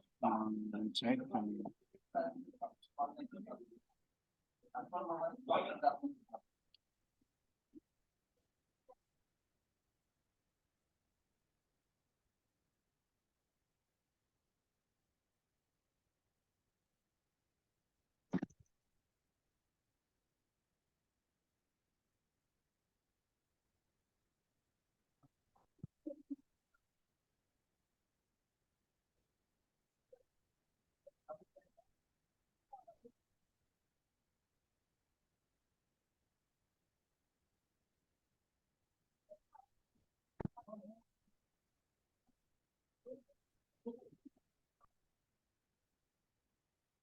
There is some converter is available basically.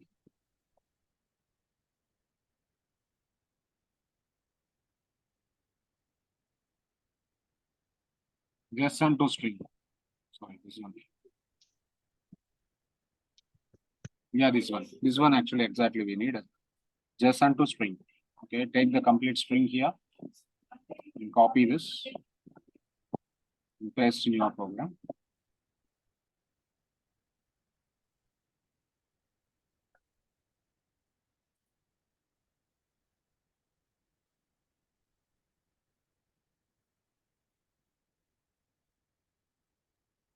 This will work out.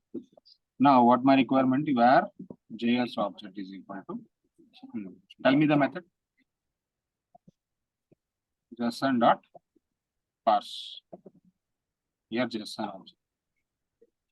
Now I want to receive the first employee record. From employees, I want to capture all the employees. How to capture all the employees? Okay, document dot write. JS object dot employees. See what is a key which is available over there. Key is employees here. So take the key and give the key. Equals. Now let me print the output.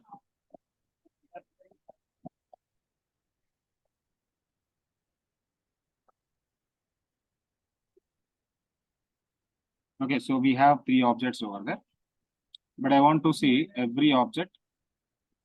I want to see every object and every employee data from the loop. Now I want to iterate the loop. Now I want to take each and every object in the loop. First of all, I want to iterate the. Now this is array, no? What is the type of this employees? Let me show this one in the console.log also. Let me show this one. Console.log. JS object dot employees. Now you can see. I can see the console.log also. Right click on this and inspect it. You can see the console. Here we have the array. Directly we have the array. Now length of the array is 3. From this length of the array, I want to show the data. Iterate. For loop. Let me write a for loop over there. Simple for loop. For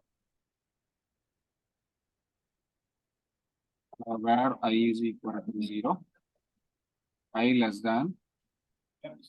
What is the array name? JSON dot employees dot length. Then I plus plus. See what are the values I want to print now. I want to print the values of user ID.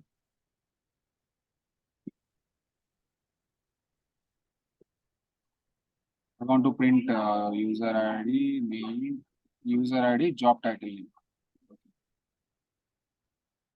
User ID job title name. Only the 2 things I want to print. I want to print user ID. So how to print user ID now? Document dot write.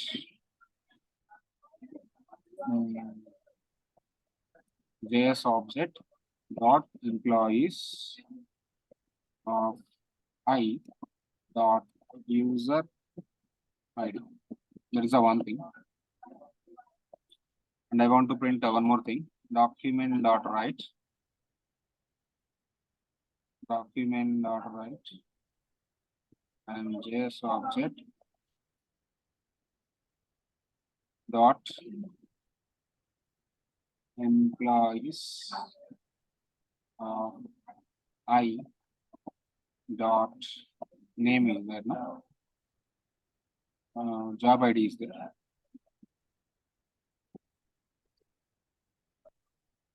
We have user ID, we have job title. Job title name I want. Job title. So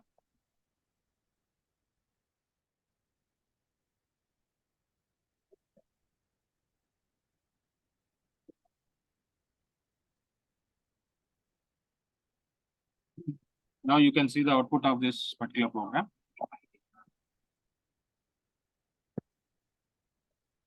Okay, Rani development, yeah, everything is there. But I want to take a breaks here. How to take breaks. So this document.write is not required now. You can keep it off. Now you can keep a break also. Document.write and give a break.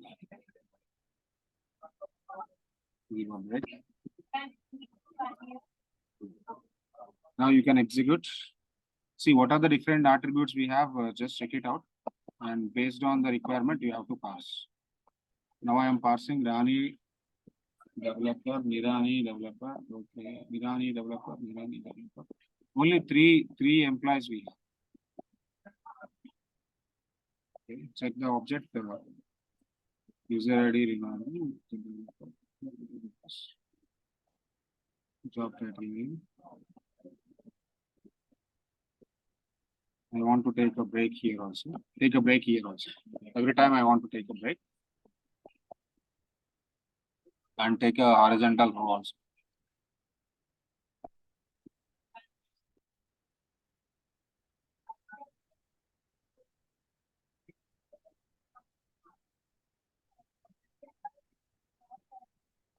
Now you can see.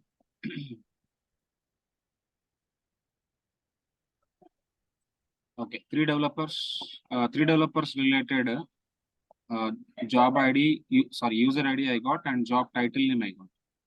Okay, so if you want to access the first name, if you want to access the last name, if you want to access the phone number, everything you can able to easily identify. Okay, in this way you have to pass the bigger JSON. We don't know how much data is going to be coming from the APIs. That is basically completely the API you have to keep in the raw string. From the raw string, you have to parse the data. Okay, so in coming classes, I will go with the different other ways of JSON loading. That is something like fetch and async. And these classes objects also will be complete in the coming single session. And immediately I will start with the ES6, CSS3, all these things.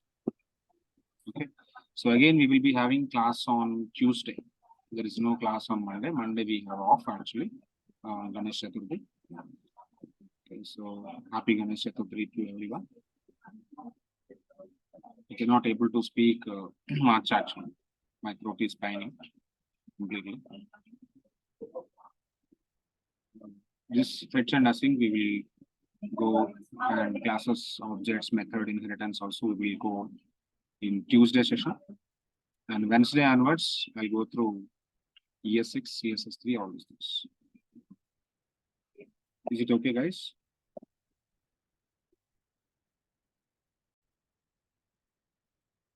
Everybody can able to see my screen?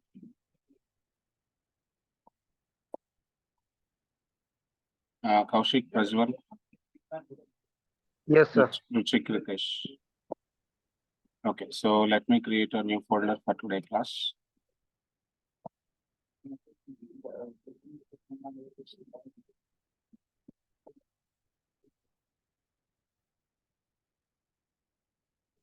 Okay, so inside this, I'm going to be preparing notes for jQuery.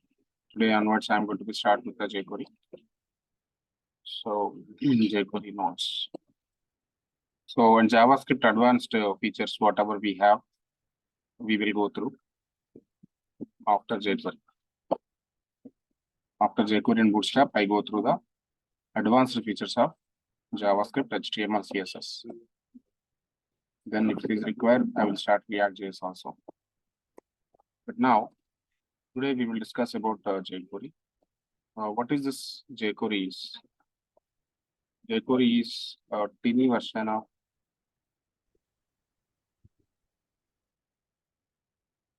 of JavaScript.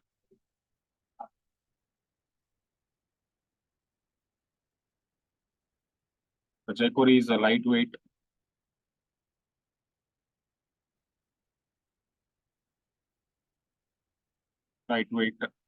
JavaScript. We want to use jQuery.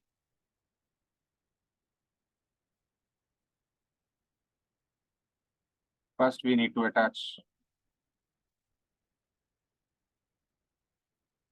First, we need to attach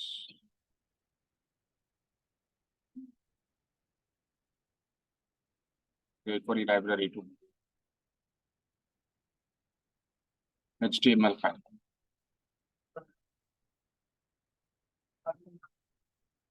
Okay, so how this file will be? The one is a download format, download locally, or the second form of thing is CDN content. CDN content.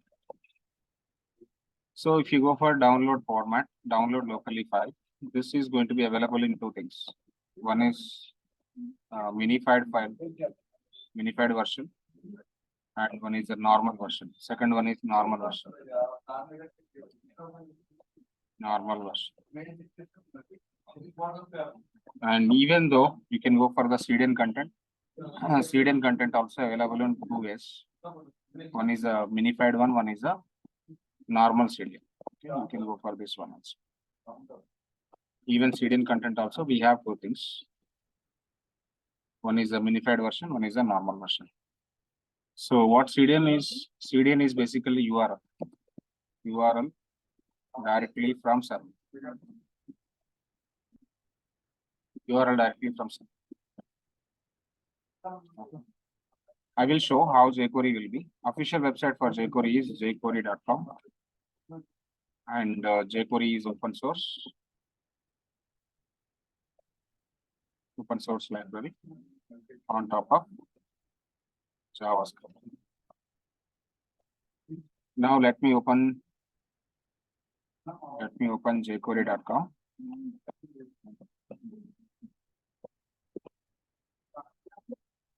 jQuery.com. Okay, so this is the official website for jQuery, and directly we'll go for jQuery download. You can download jQuery here, and there are multiple providers which are going to be providing jQuery. You can go for Google CDN, you can go for Microsoft CDN, you can go for CDN.js, you can go for JS Deliver CDN. Okay, if I go for Microsoft CDN, so can you see and observe the latest version of jQuery is 3.7.1. Okay, so here we will be having a normal version, we will be having the min version. This is the normal version, this is the min version. The first one is normal version. The second one is min version. See, what is the major difference between the normal version and min version here? Okay, so normal version is development version. And one more thing, high in size. High in size. And one more point is it will allow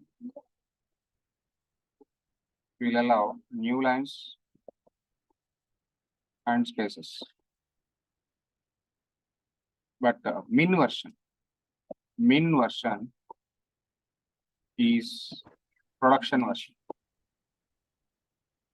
Min version is production version, and small in size, and it will not allow new lines and spaces. So these are the different kind of techniques. We can go for the normal version and min version. Min version is minified version. So min is something like a minified version. Minified version is the production version, small in size. It will not allow new lines and spaces. Okay, let me go for the jQuery.com. So what is the path here? You click on download option. Then after just scroll down, you will be finding a Microsoft CDN, open Microsoft CDN link. And you can able to see two hyperlinks over there. The first one is two hyperlinks. The first one is this is the normal version. You can go for the normal version. And can you see and observe Can you see and observe? This is having new lines and spaces. Spaces are allowed and new lines are allowed. The library is completely readable. The library is completely readable. Yes or no? So copy this and take this library in our folder. Let me open Sublime Text and open our folder. Open our folder in Sublime Text.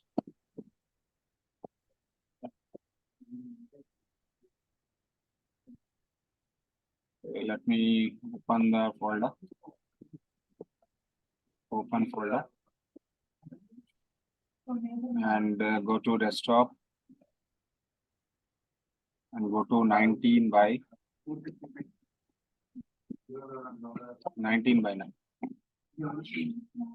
And inside this, I want to save the file as jQuery.js. jQuery.js. You can go for this file. Okay, path not exist.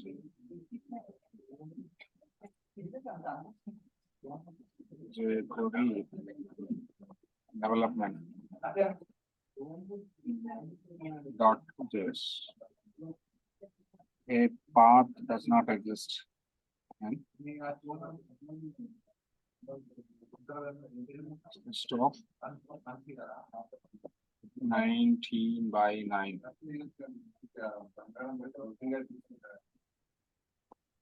Open this folder. Select the folder. And here the file name I want to save. Desktop 19 by 9. And here the file is jQuery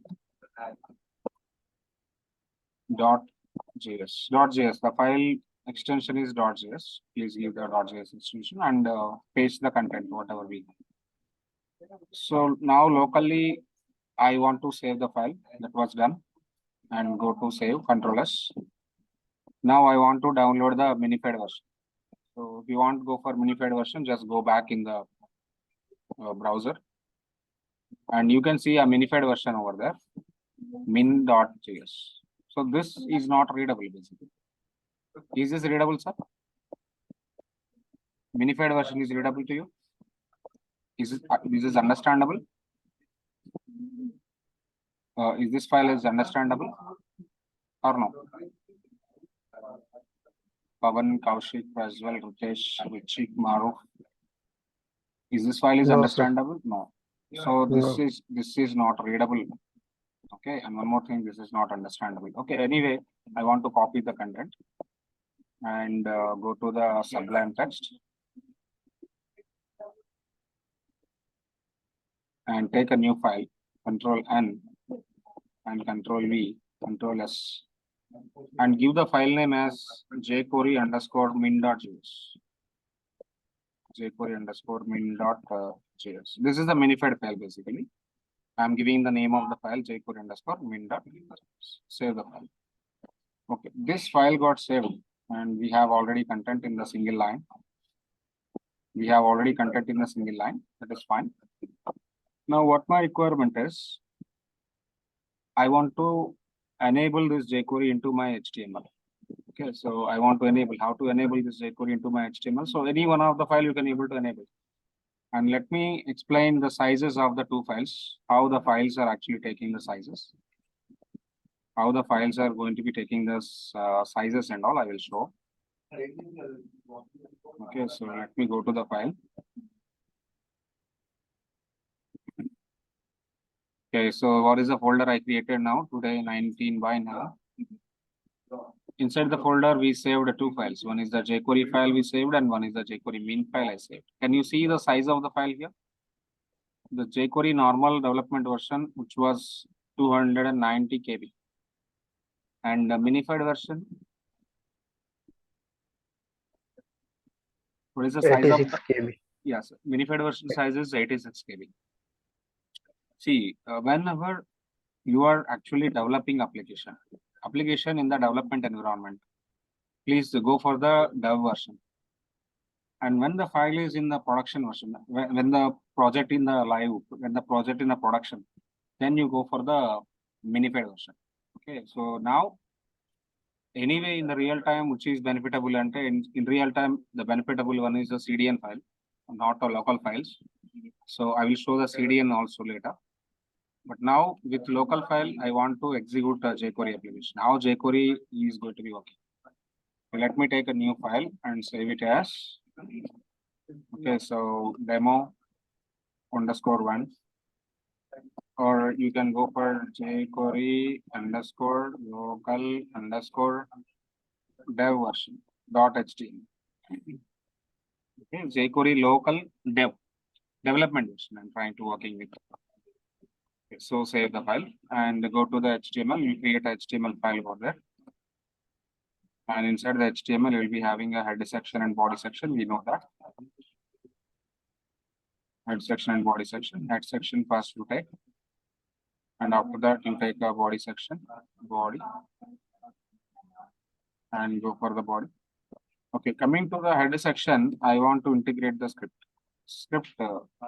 src and jQuery underscore local underscore dev .js. This is a file name actually. So sorry. jQuery.js. This is the file basically we have. jQuery.js or not? The file name is what? jQuery.js. So I'm trying to integrating jQuery.js as a script in the header section. Now come to the body section. I'm trying to implementing the customized script. I want to implement my custom script. How custom script will be? For example, I have an H1. Okay, so H1 is there. For this H1, I have a content like web development. What my requirement is, I want to change web development to a full stack development. Full stack web development. Then what I want to do, you can go for the dollar symbol and you can access H1 of, okay, H1 dot HTML. HTML is the function. Okay, let me give Srinivas here. So in JavaScript, we know about this one. How in JavaScript we are writing this one? How in JavaScript we write this one? Document dot get elements by tag name. By tag name. Name of the tag is H1 of 0. So here in this way, you want to access your H1 of 0 dot inner HTML. Have you remember this method? Yes, sir. So this method is using in JavaScript, but the same functionality in jQuery should be go with a dollar symbol. What a dollar here is, dollar is something like jQuery. See what a dollar is here. Dollar is equal to jQuery. Okay, so there is no concept of document. There is no concept of get elements by tag name. There is no concept of index, all these things. Directly you can able to access the element. And without writing inner HTML, you can write a function called HTML function and you can provide the data. So providing the data as a Srinivas. Now, save and execute. This will work or not. Let me check it out. Right click on this and open in the browser. Now you can see output will be Srinivas. How Srinivas we got? Why Srinivas we got basically? Why Srinivas I got? It is already having web development here. In the H1 we have web development. That web development got updated with the HTML. See in JavaScript the same thing we are writing using with the get elements by tag name, then dot inner HTML, then we are trying to assigning the value. But here it is a method. That method name is HTML method. Inside the HTML, you can directly give Srinivas. Is it clear? Yes, sir. The same way, I want to use a minified file. So let me work with a minified file. How minified file is working? So let me take a new thing and save the file as jQuery local minified or production.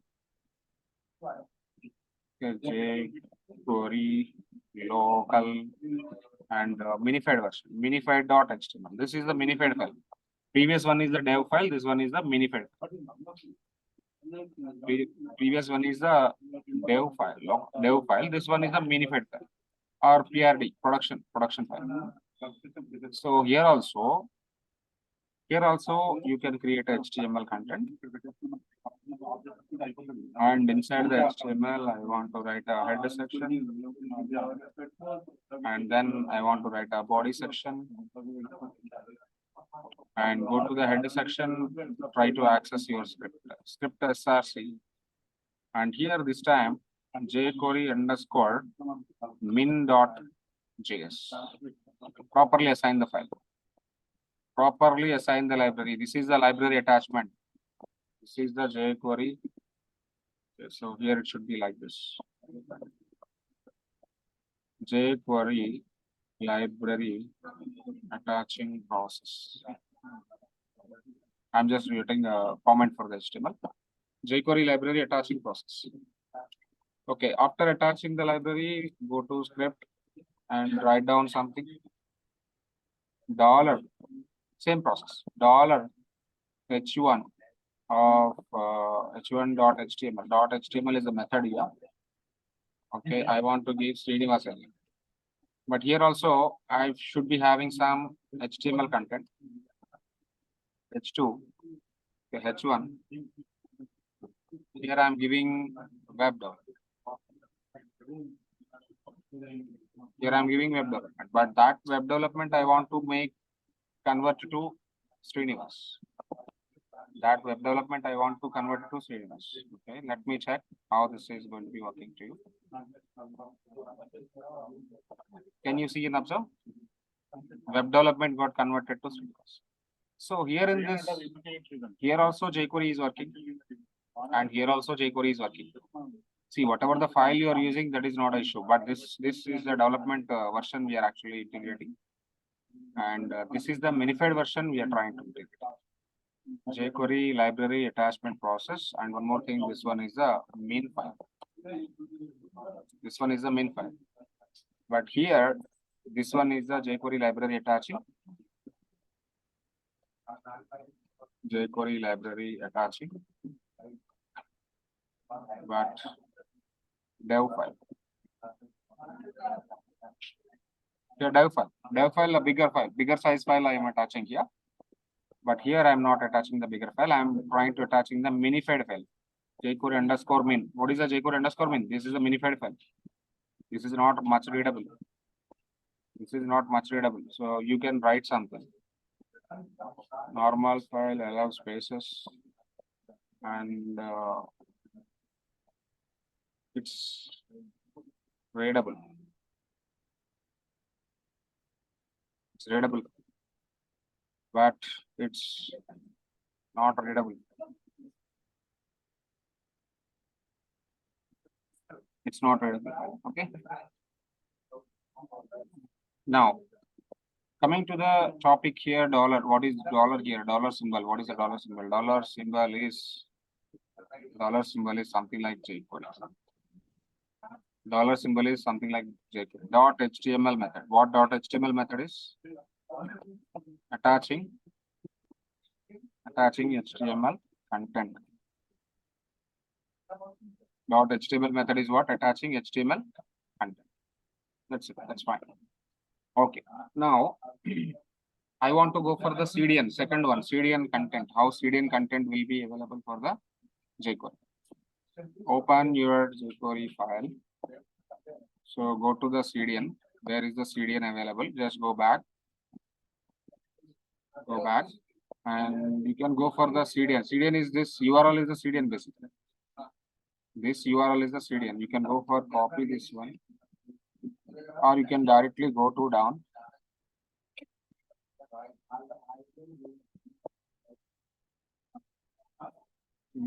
Slowly go down. Yeah, using jQuery from CDN. Can you see this?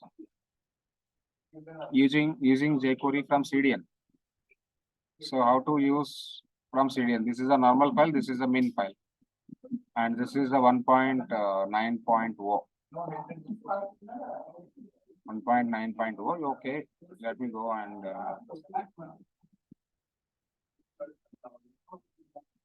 go down. And this URL you can copy. This URL you can copy. You can directly give this URL on top of the HTML. Let me take a jQuery CDN dev. Take new, save it as jQuery CDN and dev dot HTML. Here in this, I am trying to taking the same process. HTML is open. Inside the HTML, we take a head section. We take a body section and go to the header section and go to script. You can directly copy paste that URL. This is the, can you see, this is URL. This is not a local file. I am getting this URL. I am getting jQuery file from ajax.aspnetcdn.com/ajax/jQuery hyphen 1.9.0.js. That much URL we have to provide. This is not local file. This is internet file. See, whenever you are working with this program, compulsory you should be make your internet on. Otherwise, this will not work out. CDN links always working with internet. But previous files, local files, when you downloaded for first time downloading, internet is needed. And second time onwards, if you want to practice jQuery, internet no needed. But here, whenever you are working with the CDN content, you should be this CDN link. This CDN link from servers.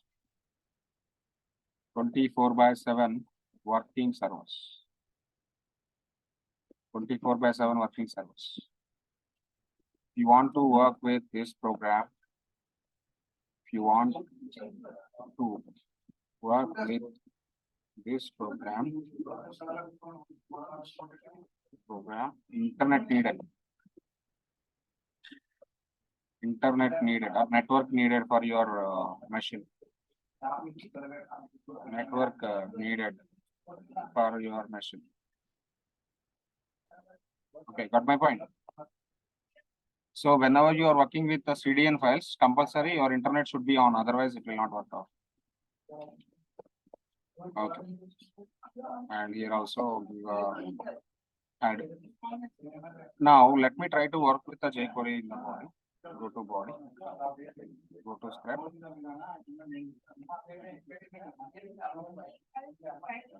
come to the point, inside script, go to body.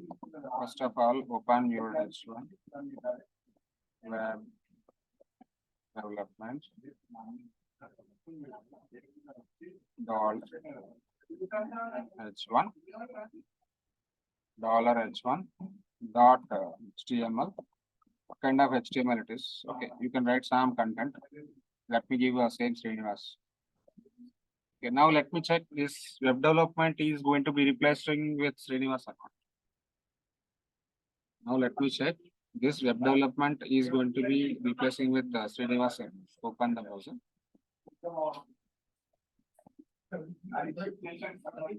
Now you can see. Now you can see Srinivas. We got a Srinivas. So jQuery is working or not here? Yes, sir. jQuery is working or not here? Yes.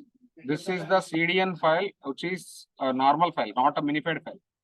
Can you see? This is not a minified file. This is a normal file. But I want to work with the CDN minified file. So where is the CDN minified file? The bottom link.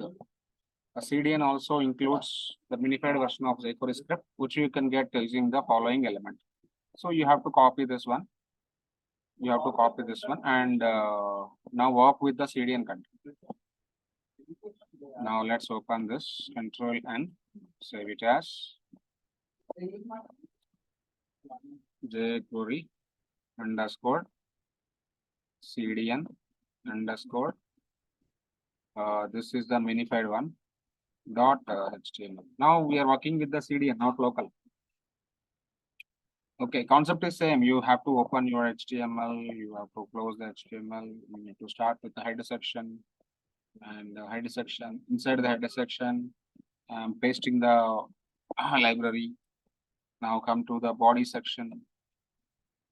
Inside the body section, I want to give the plain script, whatever you want.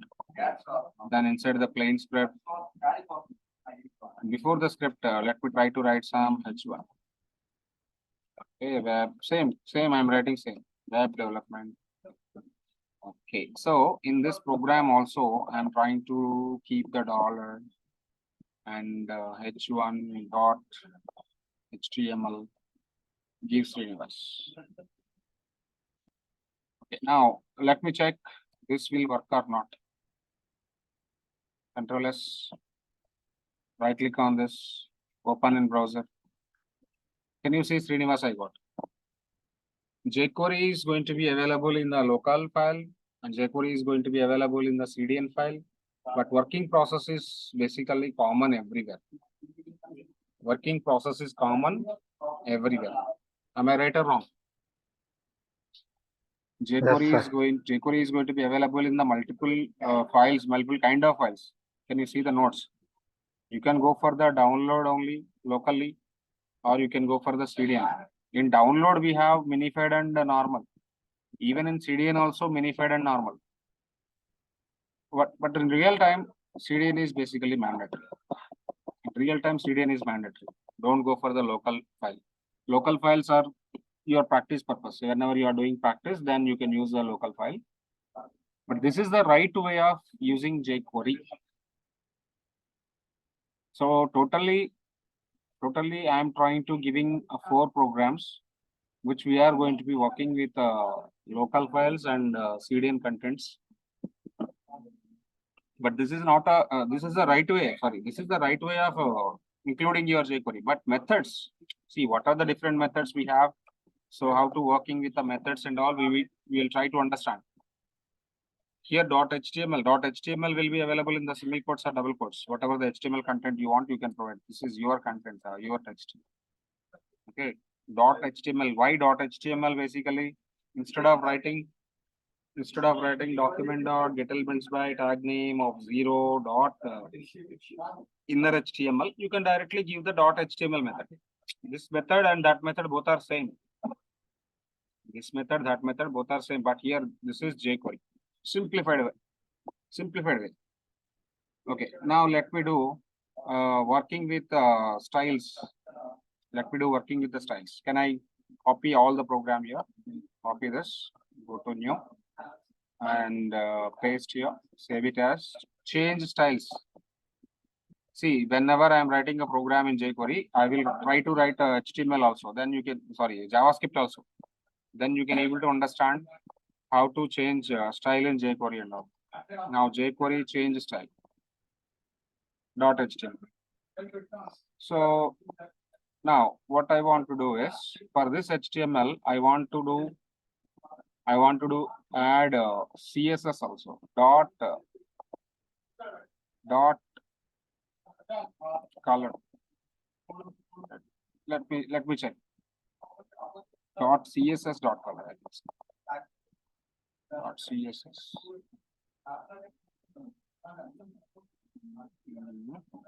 No. Dot CSS is a function. Inside this, you can provide the color and one more parenthesis. Red. See, this is 2 parameter concept. Color red. Now let me check. This CSS is going to be getting changed or not. Open the program. Open browser. Yeah, I got red color. Have you observed? I got a red color. But if you want to write the same program in JavaScript, what we can do? This is basically jQuery. You can try to give You can try to give a heading here properly. And in JavaScript, if I want to write the same program, what I want to do? If I want to write the same program in JavaScript, what I want to do? Tell me. Document dot get elements by tag name. Name of the tag is h1 of 0 dot inner HTML is equal to okay Srinivas. At the same time, I want to write a one more line. Yes or no? Document dot get elements by tag name. Name of the tag is h1 of 0 and dot style dot color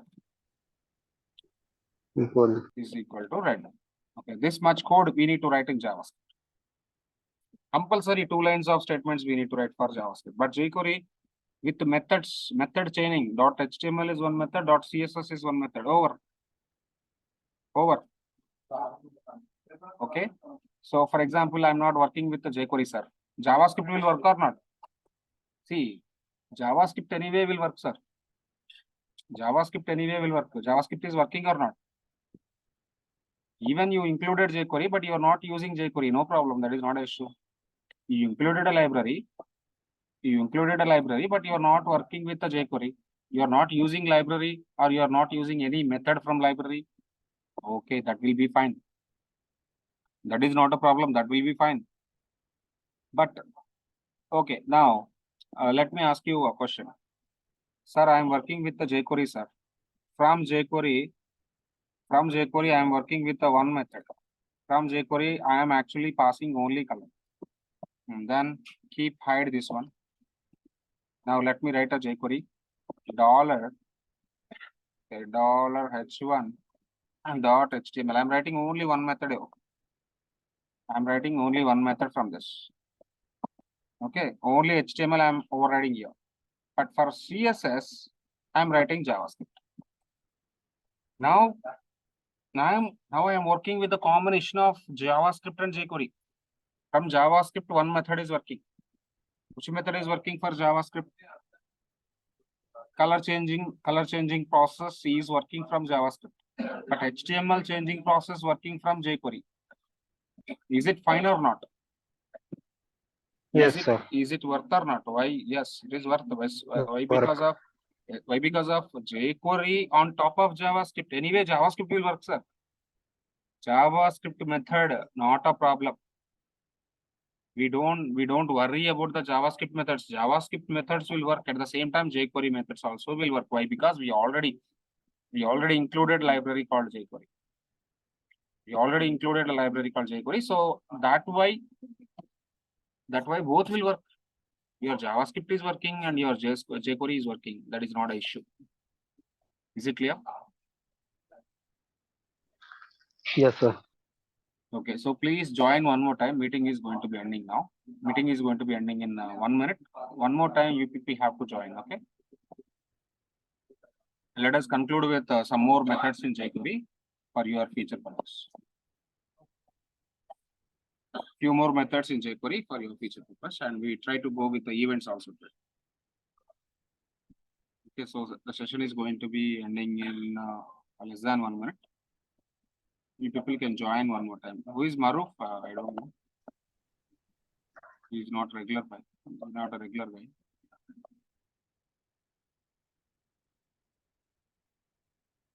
Okay, so let's go for the session one more time. More 30 minutes.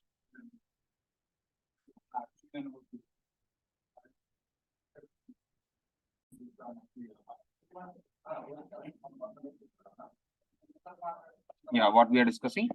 So we are trying to working with JavaScript and jQuery both. Okay, so both are also combinedly you can able to work with. That is not an issue. And let me try to give more properties from CSS. Suppose I want to change color, I want to change background color, I want to change font style. Okay, so how to work with multiple CSS properties at the same time. Let me go with the new program and keep here and save it as change multiple CSS. jQuery change CSS multiple properties. Multiple properties. Okay, .html. I want to go for the program name like this. jQuery change CSS multiple .html. Okay, so here now tell me. Okay, anyway, I'm not using JavaScript. I'm just giving the reference of JavaScript here like this. Okay. Come to the jQuery. I want to change the property CSS. So how to work with that? One property, okay, fine. I can do the CSS property for that. CSS method for that. HTML is changing, okay, fine. And CSS is changing, that is fine. But I want to apply the one more property called dot CSS. Okay, I want to do the font style italic. Font hyphen style italic. Okay. Now, these two properties will work or not. See, I'm writing a method called CSS for 2 times. The first time when I'm writing the .css property, I'm giving color and red. And again, I'm writing CSS method. In this time CSS method, I'm writing 2 parameters, font hyphen style and italic. This will work or not? Let me check.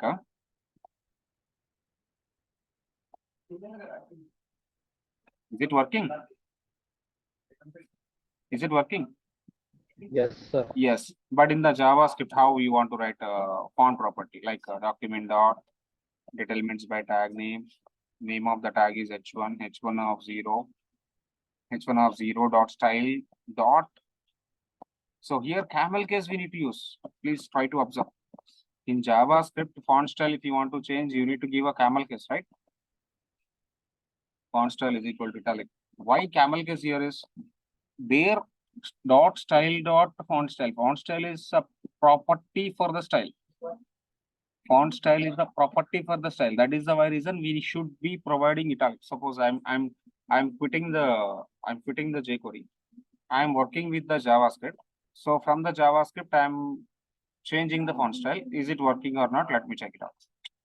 Font style property from JavaScript I'm talking about now. Yeah, font style property from JavaScript, it is working. .html property is not working. .css of color is not giving. Only font style I'm trying to giving. Yes, font style is working fine. Font style is working fine. Sir, if you want to go for the JavaScript, that is camel case. The property font hyphen style converted to camel case property. But in jQuery, no need to change to camel case. In jQuery, no need to change to camel case. Directly, you can write CSS property. What is the CSS property we have?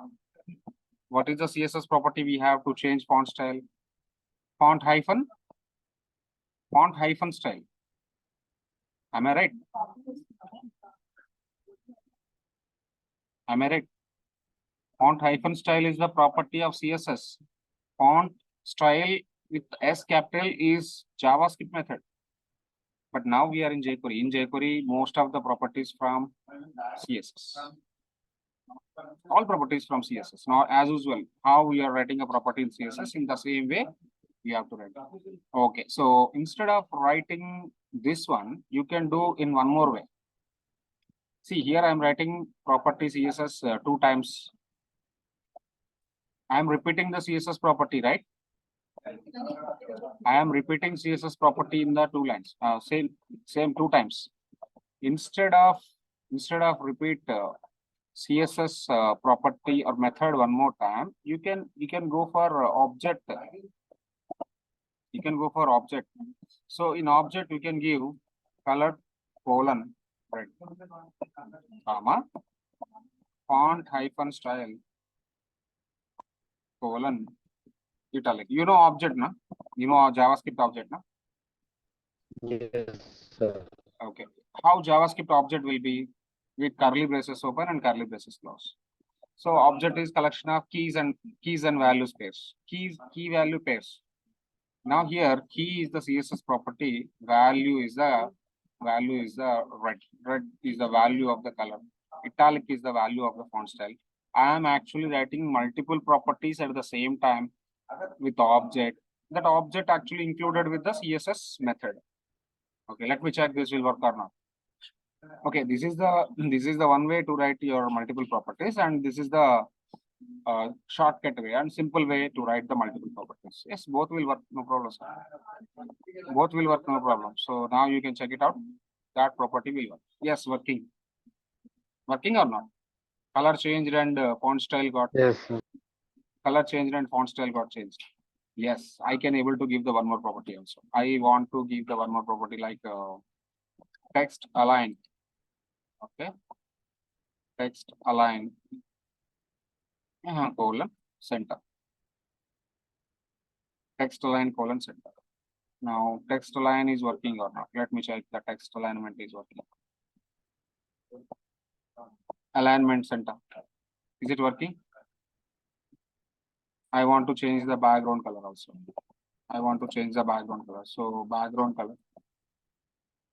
Background hyphen color colon. Yes, I want to go with the light blue color background. I want to go with the light blue color background. So is it work? Is it work or not? Light blue color background. Yes, it is working fine. Is it clear how you work with CSS in jQuery, or how you can work with style changing in jQuery? How you are working with HTML content changing in jQuery? Okay, let me try to access class. Access class. Access class. Dot HTML. jQuery access class. jQuery access class. Dot HTML. Now tell me how to access class. Can I paste the same program here?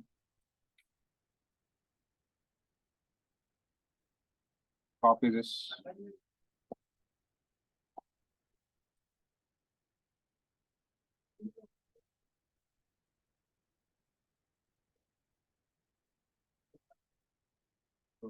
Control C. Control V. Okay. Now this time, this is having a class. Class called Apple. What is the name of the class over there? Apple. Dot Apple. Dot Apple. In CSS. In CSS selectors, we have class selector. In CSS, I'm talking about. In CSS, we have a selector called class selector. How CSS class selector is working? With dot accessibility. In the same way, here also we will be having a dot accessibility. You have a class, you can able to access the class called Apple with a dollar app dot Apple. But dot Apple should be available in single quotes or double quotes. Now, dot HTML is work or not. And the same time, I want to change the CSS also. Change CSS and provide a color. Colon. Now right click on this, open it. Now can you see color changed? Color changed and HTML also changed. Color changed, HTML also changed. So why this view is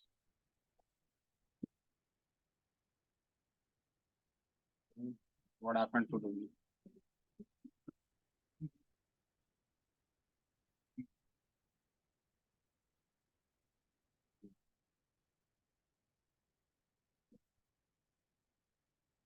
So the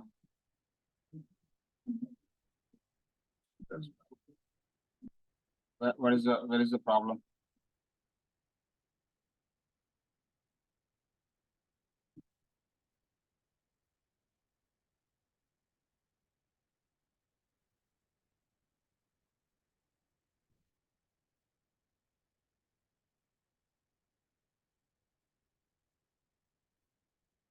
Okay, full screen F11.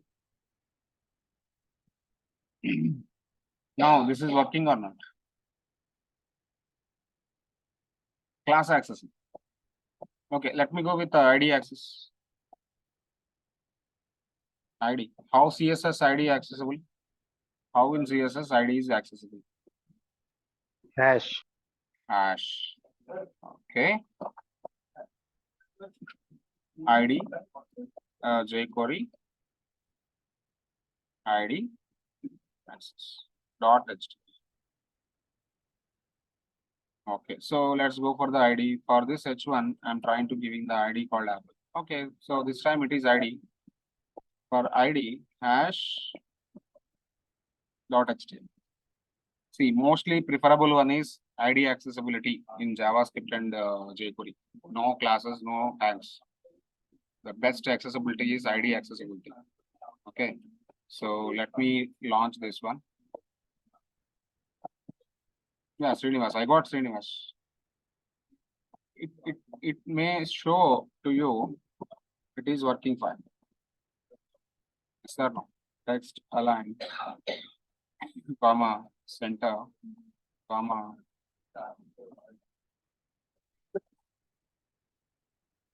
color.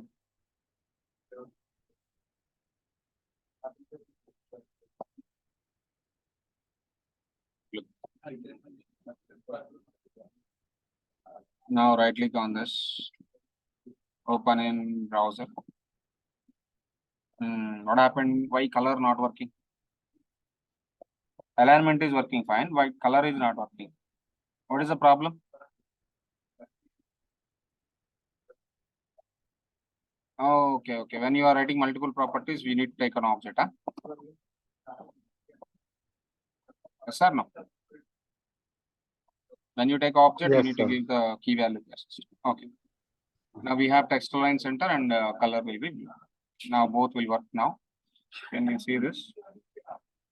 See, this is ID accessibility. You can access ID, you can access class, you can access tag name. Everything is going to be working fine. Now, Srinivas, we got this. We got a Srinivas. That is not an issue. Okay. So this is a jQuery. How jQuery is accessing classes, IDs, and multiple things and all. Okay, so